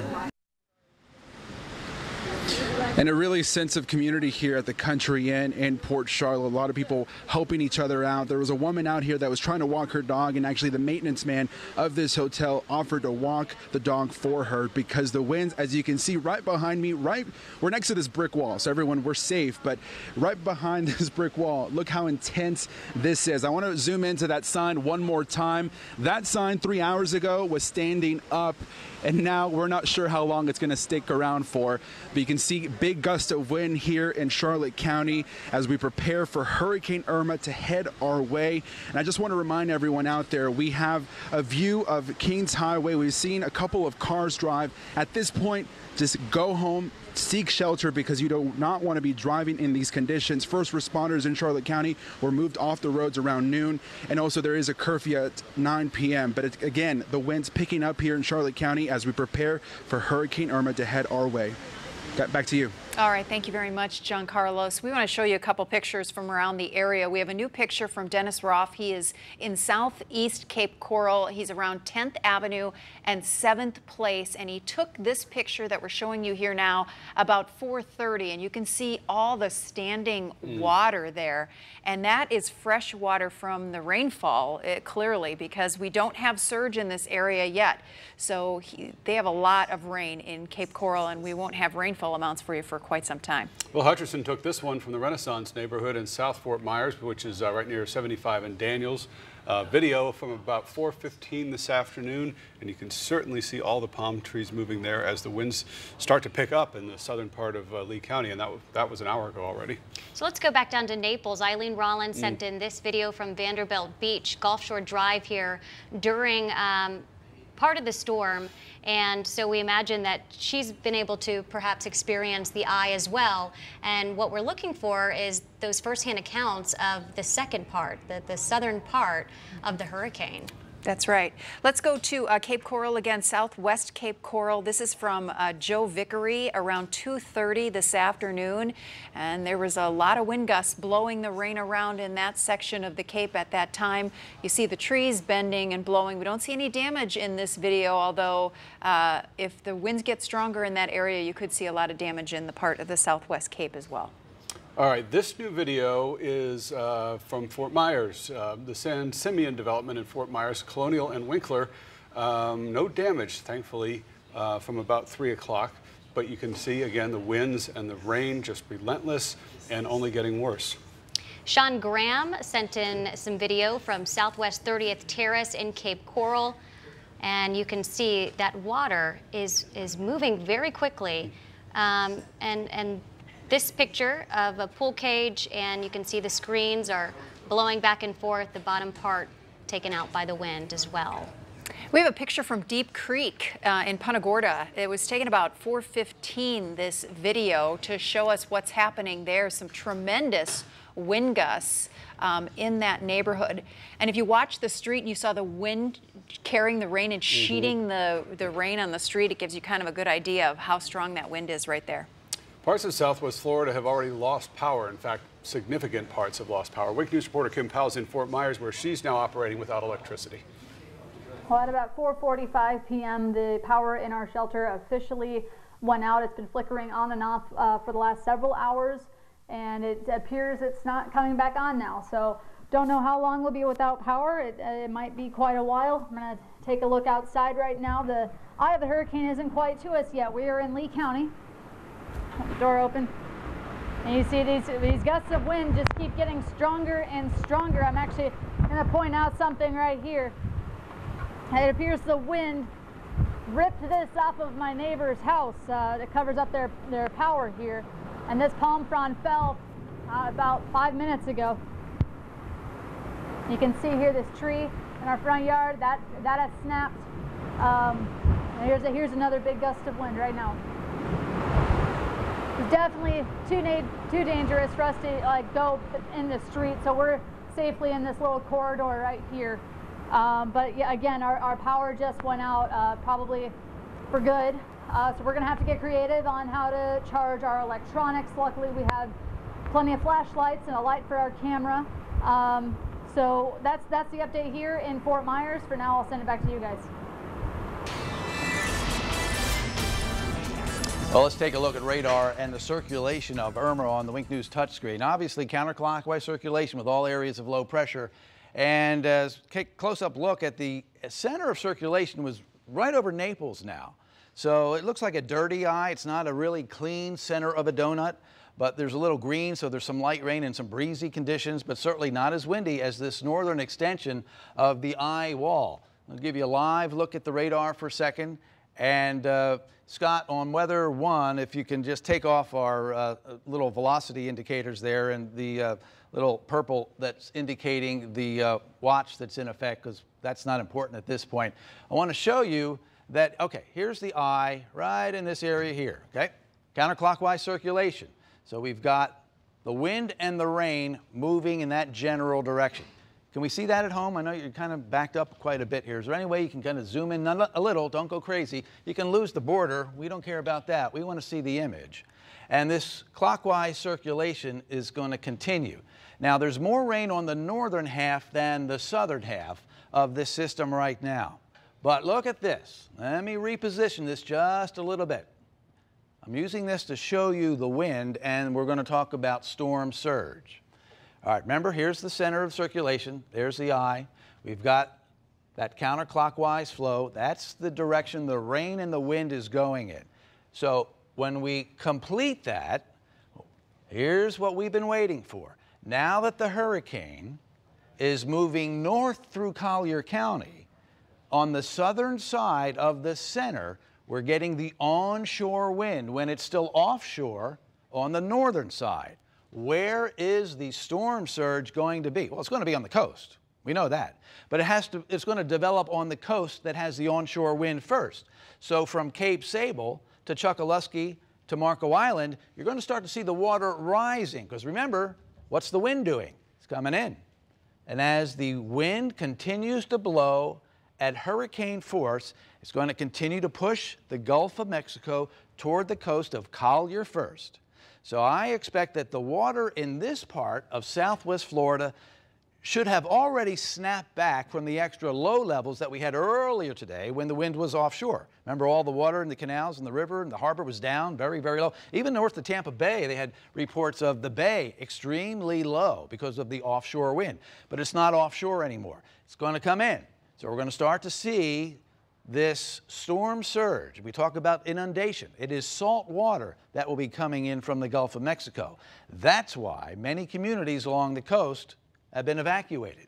So with that in mind, we've got the wind, we've got the rain, and now we should start to see the development of the storm surge event starting in Collier County. I know many of you are listening on the radio and you're really unable to picture what I am showing on the very visual tool, our touchscreen. My bottom line to you is that as the center of circulation is moving northward along the coast, the wind is shifting in Collier County and it's becoming an onshore wind out of the west and southwest, and the water will start to rise. As far as this very rough patch of weather known as the eye wall that our former reporter Judd Cribbs talked to us about, and John and Laley talked to us about how it was a horrendous experience being in the house, well shuttered, well protected, but still the experience of being in a house that was making noises and vibrating as the wind continued, described as the sound of a freight train. That's the weather that's going to be moving with the hurricane. So I'm trying to give you some idea of when that might happen to you if you're in the path of the eye wall. So we are at, time check, 5:30, 5:26. We'll call 5:30. San Carlos Park, you're up next. Close to 6 o'clock, you're going to get the northern edges of a 45-minute experience. I asked John and Laley, okay, from the time it got nail-bitingly scary, noisy, windy, vibrating, to the time it stopped, how long did that period of time last? He said it was about 45 minutes. So get ready. San Carlos Park, you're going to have a 45-minute roller coaster ride coming your way soon, starting around 6. Gateway around 6:30. We've got Fort Myers, downtown Fort Myers, close to 7 o'clock. North Fort Myers by Suncoast and North Fort Myers in general could be 7:20, 7:30. Burnt Store Marina, maybe 8:04. And the longer and farther we go out into the future, the more margin of error there will be as we're trying to estimate the arrival of this area of weather right here. And that is going to continue to track in this general direction. And that's going to be the worst weather in a very broad, bad weather setup. It's a hurricane. But even in a big hurricane, there is a nugget of extra rough weather, and this is it right in here. And it will be moving northward throughout the rest of southwest Florida. In the meantime, a lot of rain. Getting some reports of standing water again. We've had up to 7 inches of rain in rain gauges in Collier County. That's since midnight. That's in one day. But at least the rain is starting to let up a little bit in Collier. So I can't extrapolate and say that everybody should get ready for maybe 7 inches. It could be more. But they're going to have some significant rain, and that's going to create some temporary, to not so temporary, longer than temporary street flooding and ponding. But everybody's inside. I mean, I mentioned earlier, there's 3 days a year when Southwest Florida looks like this. Nobody on the street. The Super Bowl, Christmas, and when a hurricane comes through. So everybody's in. You're not out on the road. So if intersections get flooded, it's kind of less of a problem now because there's no traffic. So that's a good thing. So stay inside, stay safe, and get ready for wind, rain, and surge. The wind has been occurring in that little semicircle part of a donut worth of super duper heavy wind and strong wind gusts is going to work its way through the system today. 120-mile-an-hour plus. We already had reports of 130 and 135-mile-an-hour gusts. Many trees are down across the region. And the windiest weather is yet to come as that eye wall moves northward. I already mentioned rain gauges indicating 7 inches of rain. Now, through the rest of today into Monday, tomorrow, 8 to 14 is possible. And that'll create its own fair share of freshwater flooding issues. And now I pointed out when I was drawing these arrows about the storm surge that is going to start to develop in Collier and then move northward along the coast. And we're using above street level measurements this year. And I know there's been a lot of confusion about that. Well, what do you mean? You guys used to say above sea level. Well, the street in front of your house, the street in your neighborhood, 1 foot above the street. That means if you put a ruler on the street, there would be water covering the ruler. 2 feet, 3 feet, 9 feet or more above the street. And that gives you an idea of how high the water is going to be on the street where you live. And of course, your house is going to be higher than the street, so you've got some cushion there. But every house is built at a different elevation. But this is the guide for storm surge flooding through Monday. And some neighborhoods will have 9 feet above the street, others will have 1 foot above the street, others will have 0 above the street because you're inland, high, and you will stay dry from saltwater flooding. You can't protect you from the freshwater flooding that comes with the heavy rain. All right, that's a little snapshot. We want to follow the progress of the hurricane because as it moves northward, we're going to see more of Southwest Florida getting the onshore wind flow that's going to create the storm surge. And that's a very important element as to what is transpiring right now across Southwest Florida. Okay, thank you very much. We're going to get you live outside right now. And this is actually, if we take that, our graphic down off the bottom, you can see better at the bottom of this. This is right outside of our back door. We'll zoom out a little bit. We have been watching. This is Billy Creek. Billy's Creek feeding into the Caloosahatchee downtown in Fort Myers. The water was drawn out early this morning. It appears, right, you guys were same opinion, it appears to be about as low as it's been all day. I don't see a huge change there. Yeah, it's hard to say because you can't really see it that well. Yeah, let's see a little bit of that too. Does it look to you like that's about as dry as it's been? Yeah, about the same. I'd say it's lower. I see a little ridge there on the edge by the seawall that was not exposed before. And the wind is still offshore, so it shouldn't be coming up. I mean, we'll have fluctuations with the tide, because there'll be a high tide and a low tide. But from my memory, from looking at the edge that's exposed, there's more of it there. So it's actually, I think, still going down in Lee. It should be coming up in Collier, south of Naples right now. So that's that reverse surge where the water goes out before it comes in. And of course, on the left side of your screen there, if you're watching us on TV, you can see the big root ball from the tree that toppled over in the high winds already. So that tree, Scott, thanks Scott, he's zooming in on that so you can get a little better look at that big tree toppled over. It's done. And I don't know if I didn't notice it before, but or this has happened in the last few minutes, but you can see where that metal is peeling off of that roof there as well. Yeah. Scott, they're wondering if you can pan that around so we could see the river from here. Yeah, it's against the wind. Oh, okay, so it might be a little difficult. We're going to give it a try. We're going to give it a try and get a little. The wind here, I'm trying. No, can't do it. Yeah, all right, that's all right, Scott. Don't. That's okay, Scott. Thank you very much. We appreciate that. So there's some minor damage already that has occurred to some buildings and trees in Fort Myers. Yep. Okay, let's go live now. I believe this is going to be the Sanibel Causeway we're going to try to see. Let's see what we see through this lens. Well, you know, we'll take it at face value that is the Sanibel Causeway in there. Yeah, it just froze up on us, but you can see conditions are not any better than they were the last time we looked at it. The live video didn't look any different than the frozen picture, pretty much. Let's go now to Nicole Valdez, who is outside of Health Park Hospital. We're standing outside Health Park Hospital right now, and I can tell you we did just learn that they are now running on generator power. They told us that they lost power at least an hour or so ago, if not earlier than that, and they're now using that backup power.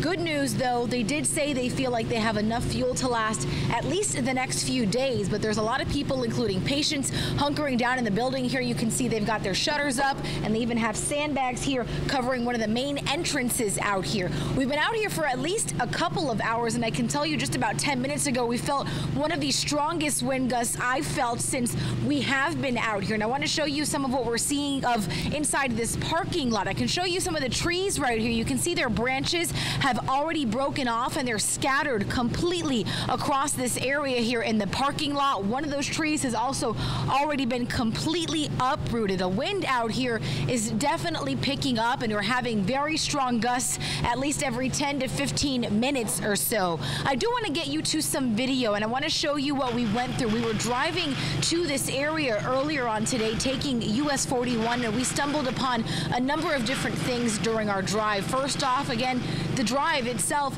was a little bit dangerous. We could feel that wind kind of pushing our truck into different lanes as we were driving in. Definitely not a safe thing you want to be doing during this storm, especially as Irma gets closer and closer to this South Fort Myers area.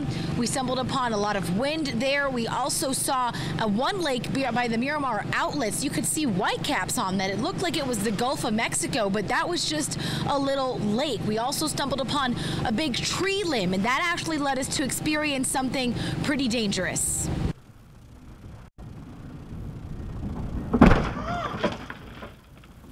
Oh. Noise you heard, a tree limb falling on top of our truck. Obviously a dangerous situation for us as well as anybody else to be driving in these conditions right now. Thankfully, we are now safe. We're under the awning here at Health Park Hospital, wanting to still show you what it looks like out here in the conditions that we are seeing. But of course, we want to do that safely for you so you guys can get the best understanding of what this storm is doing as well as the effects and the damage that we are seeing. As of right now, it's been pretty tame. Most of the damage that we have seen are mostly to the trees in this area, but of course things will likely start to pick up and continue to get worse as the hours go by into the later on evening. Of course, we're going to stay out here and bring you all the latest developments of what we are seeing. For now, we're in Lee County. I'm Nicole Valdez, Wink News Now. Wow, so glad they are okay. That is a scary thing. There's a reason why you shouldn't be out on the road, because that could happen to anyone, and it could have been worse, and then you can't get any help. Right. Yeah. Right. All right, we have some new video of the eye wall, or right before, this is the first side of the eye wall, the hardest part of the hit on Marco Island. Paul Ashline sending us this in. This is about from 3 hours ago on Marco Island when they were really going through some of the worst of the storm. And we also have some more video from Marco Island.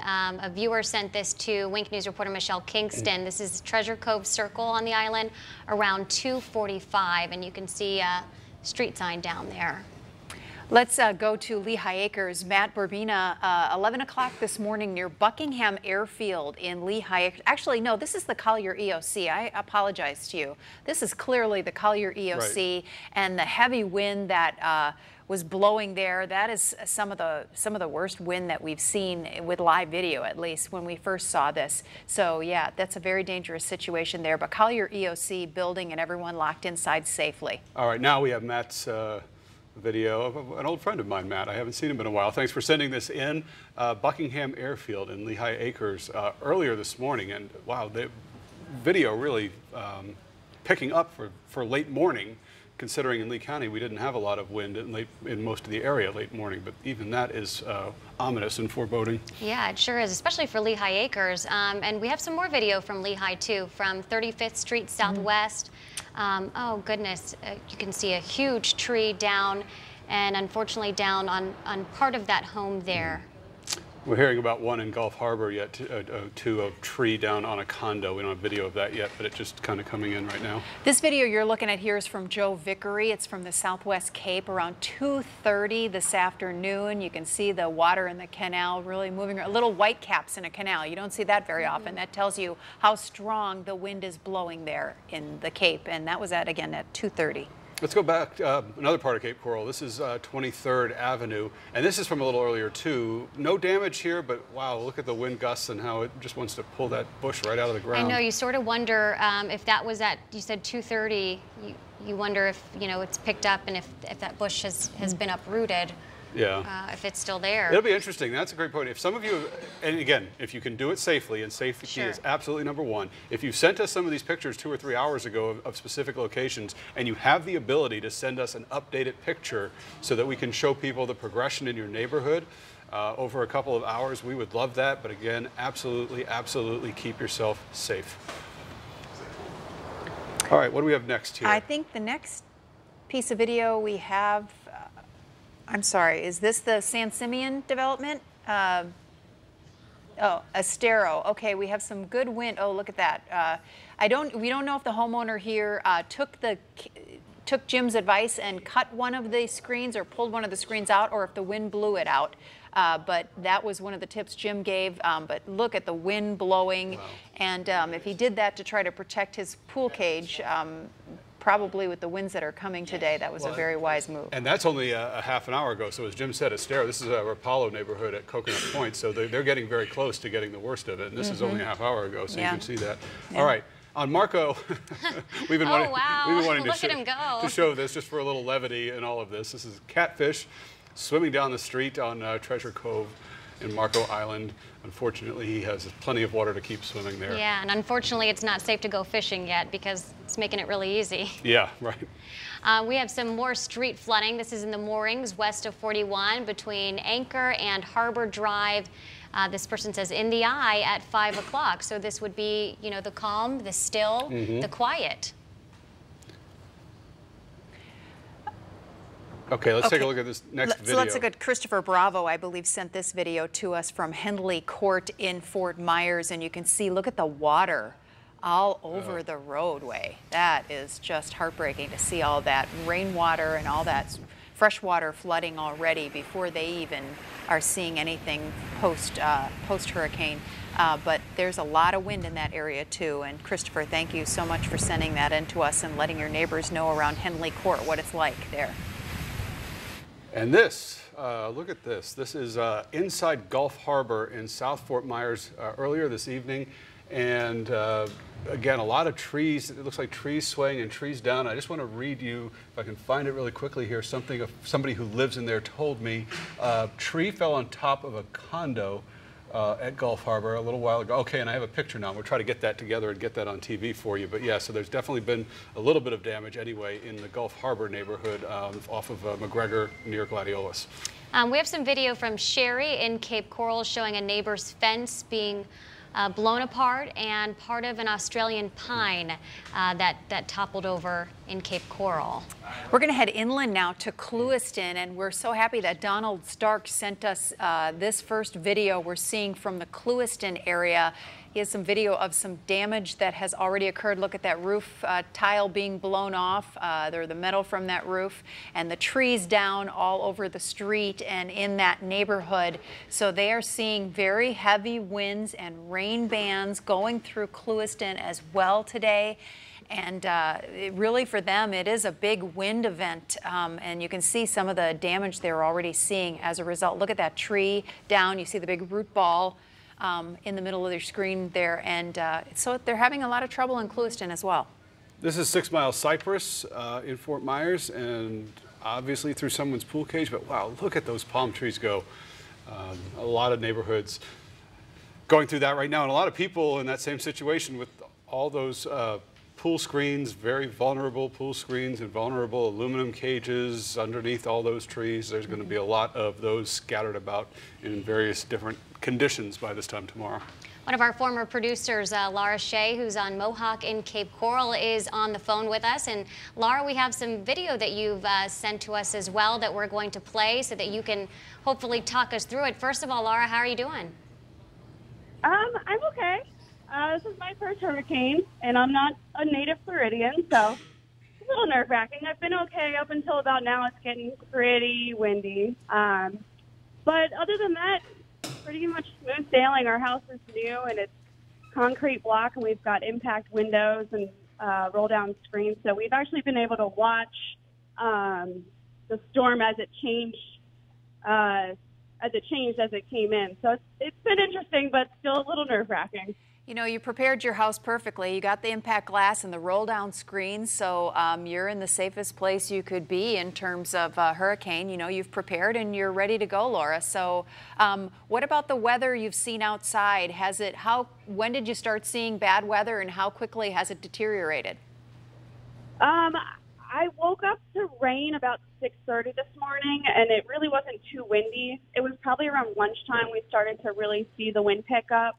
And I would say in the last couple hours, it's gotten pretty bad. We have some fences around our neighborhood that have kind of toppled over, like portions have toppled over. There's a boat that's in a lot across the street that they've lost their T-top. They've lost the canopy. We actually still have power right now, which I'm completely shocked. But, you know, I'm actually in our patio right now where the roll down screens are. So it's much more intense being out here, but I don't feel any air, any wind or anything, but you can hear everything. So Laura, I know you can see the canal back there. What does it look like out there right now? So we're on a freshwater canal, and we're actually at the very, very end of the freshwater canals in Cape Coral. And it's gotten pretty high because the wind has pushed all of the water down towards us. We're actually seeing a couple of white caps in our canal, which is not something you typically see. But it's gotten pretty high. It hasn't gone over any seawalls yet, but I wouldn't be surprised if it reached that by the time the eye got here. We're just glad you're safe, Laura, and you know, you have a lot of friends here at Wink TV, and if you still have power in a few hours, you're going to have a lot of old friends from Wink TV stopping by to say hi and, you know, maybe borrow the shower and all those things that, you know. Of course you're kidding, because there's a curfew, Chris. Of course, we would never violate curfew, but whatever time that curfew's over tomorrow at 7 o'clock, you might have some friends. Yeah. I'll do what I can, guys. Okay, right, Laura, thanks, take Laura. care. We Thanks really for calling appreciate in. it.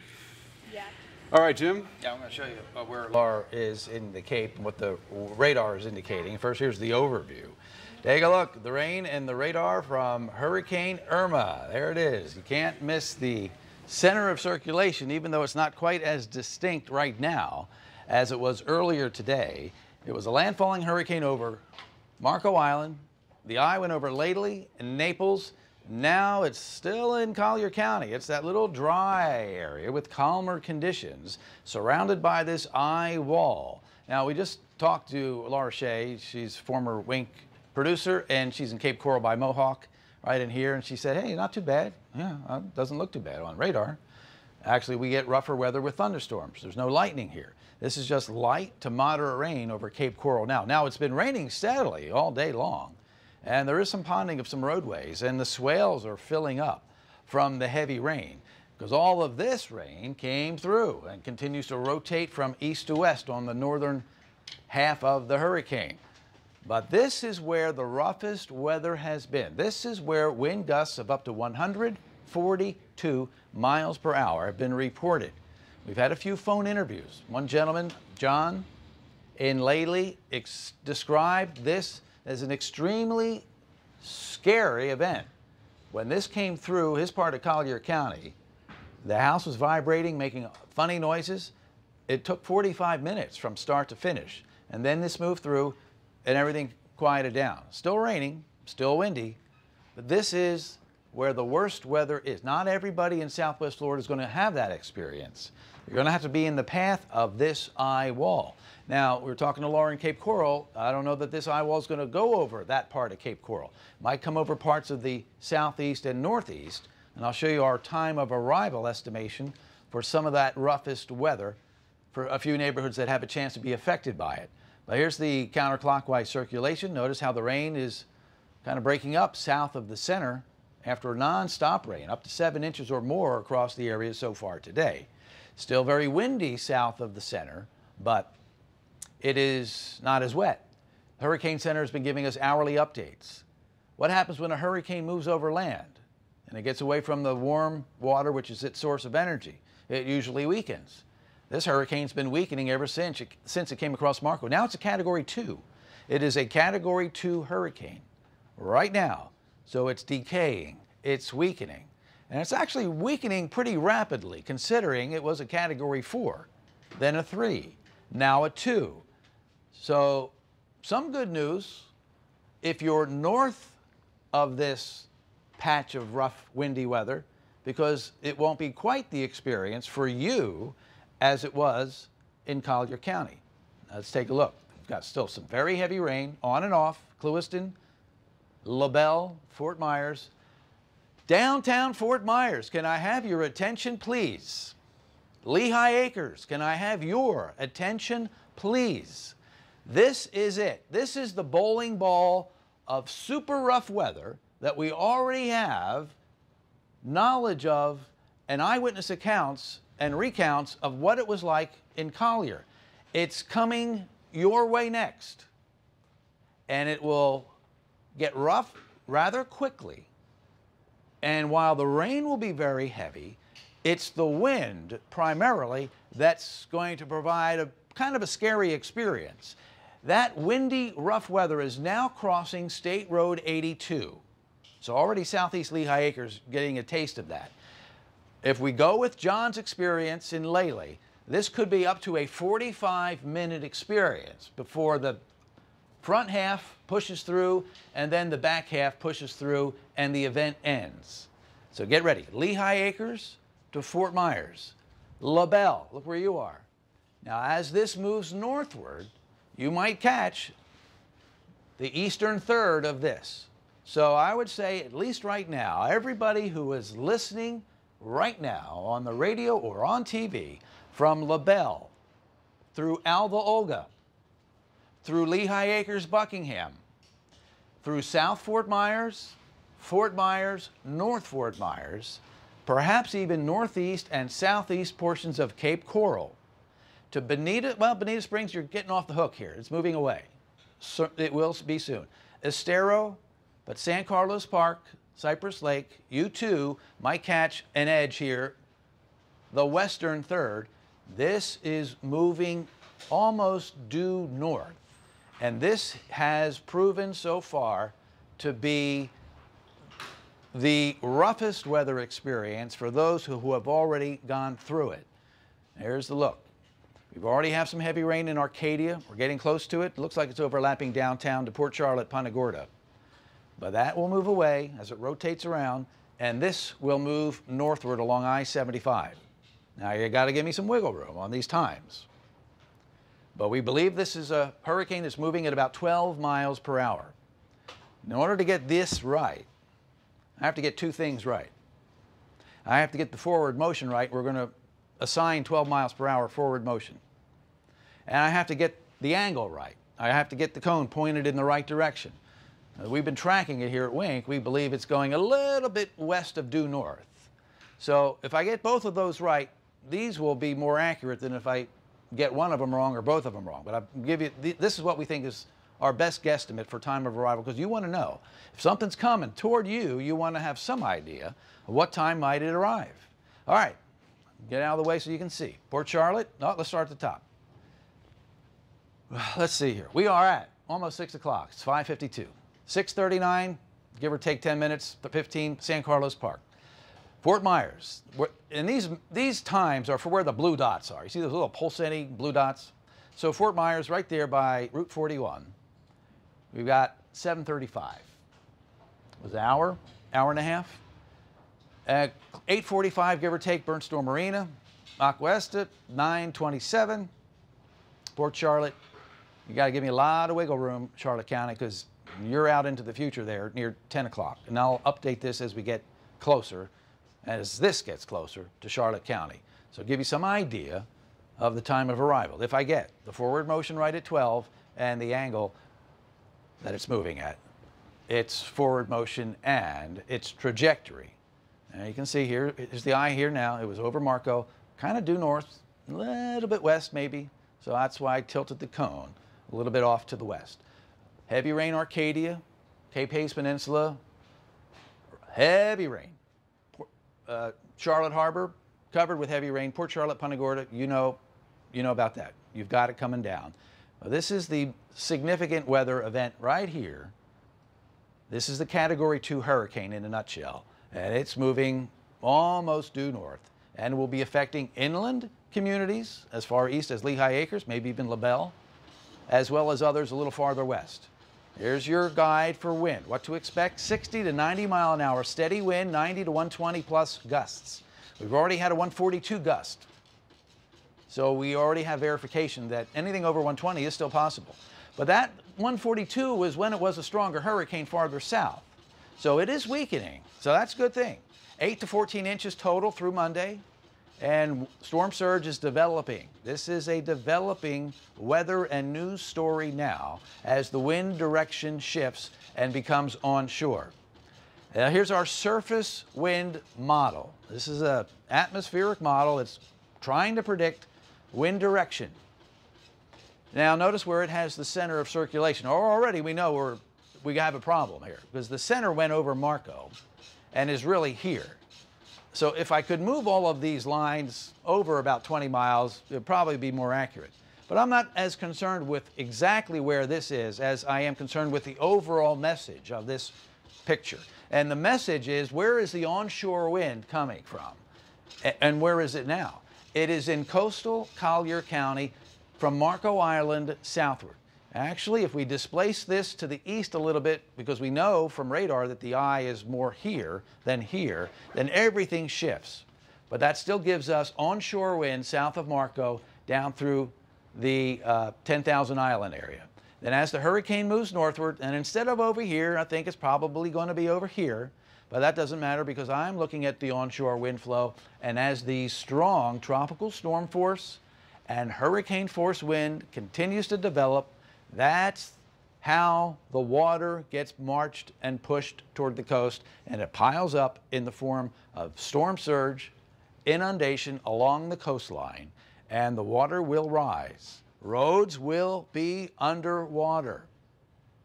And if you were told to evacuate, it's because of this. The threat of rising salt water where you wanted to be today, but it was not safe to stay, so you left. As the hurricane continues to move to the north, this storm surge nightmare continues to develop. Inland, not a problem. You're not going to have saltwater problems. It's this coastal zone, especially communities that are either very close to the Gulf or are on a river, Caloosahatchee, near a harbor, Charlotte, anywhere near another river, Gordon, that will allow the water to come in unimpeded with nothing to stop it.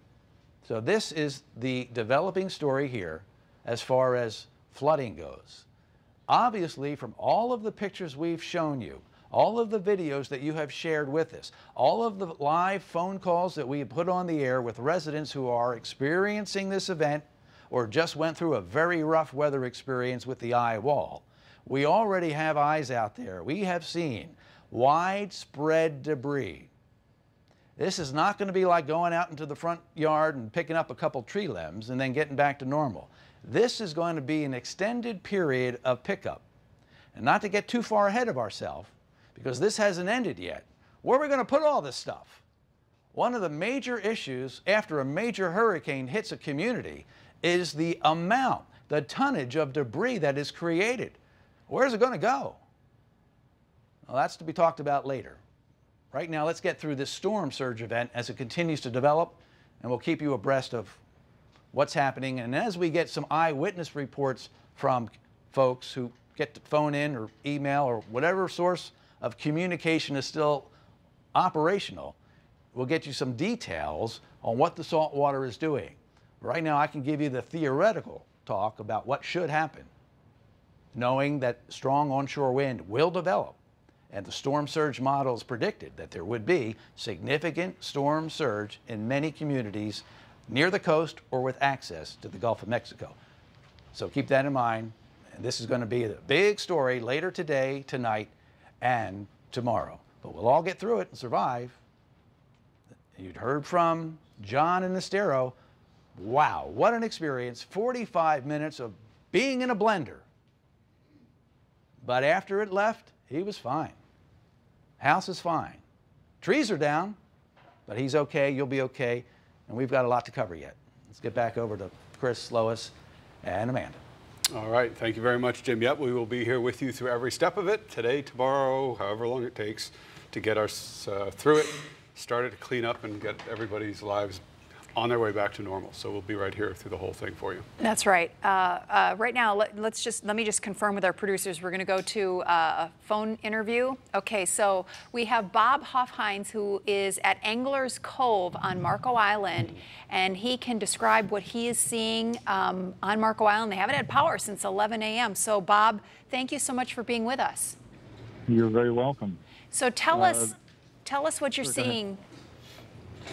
Right now, it's obvious that the wind has changed direction. We were watching it come in on the little lanai balcony here. We're in a condo that we're using because its owner, a good friend of ours, is out in California now. And she said, well, why don't you go to my 4th floor condo? And here we are. We own a home on Marco, but it's in the middle of the island, but we're not sure that we're in the middle, if that's a good place to be now or not. But right now, the wind has obviously changed direction. My wife and I, Jerry, we watched everything come in and pound the sliders because that was the side that everything was hitting. And we moved to the back of the condo where the wind wasn't nearly as bad, but then something happened because that window started rattling. Mm-hmm. So we moved things from back to the front to the back to the middle of the condo. Right now, like I said, everything's blowing out. The trees are all blowing the opposite direction. You can noticeably see the water going out as opposed to in right now, although it does seem to be at times higher. It's like swirling. And oh my goodness! So we've been watching things from I'm last sorry to interrupt night. you. Can you hang out on the phone with us for a minute? There's an emergency briefing starting. We want to show everybody. Sure. We're going to get right back to this conversation afterwards. Listen. Management workers will have to assess and clear. This effort starts as soon as it is safe to get these crews out on the road.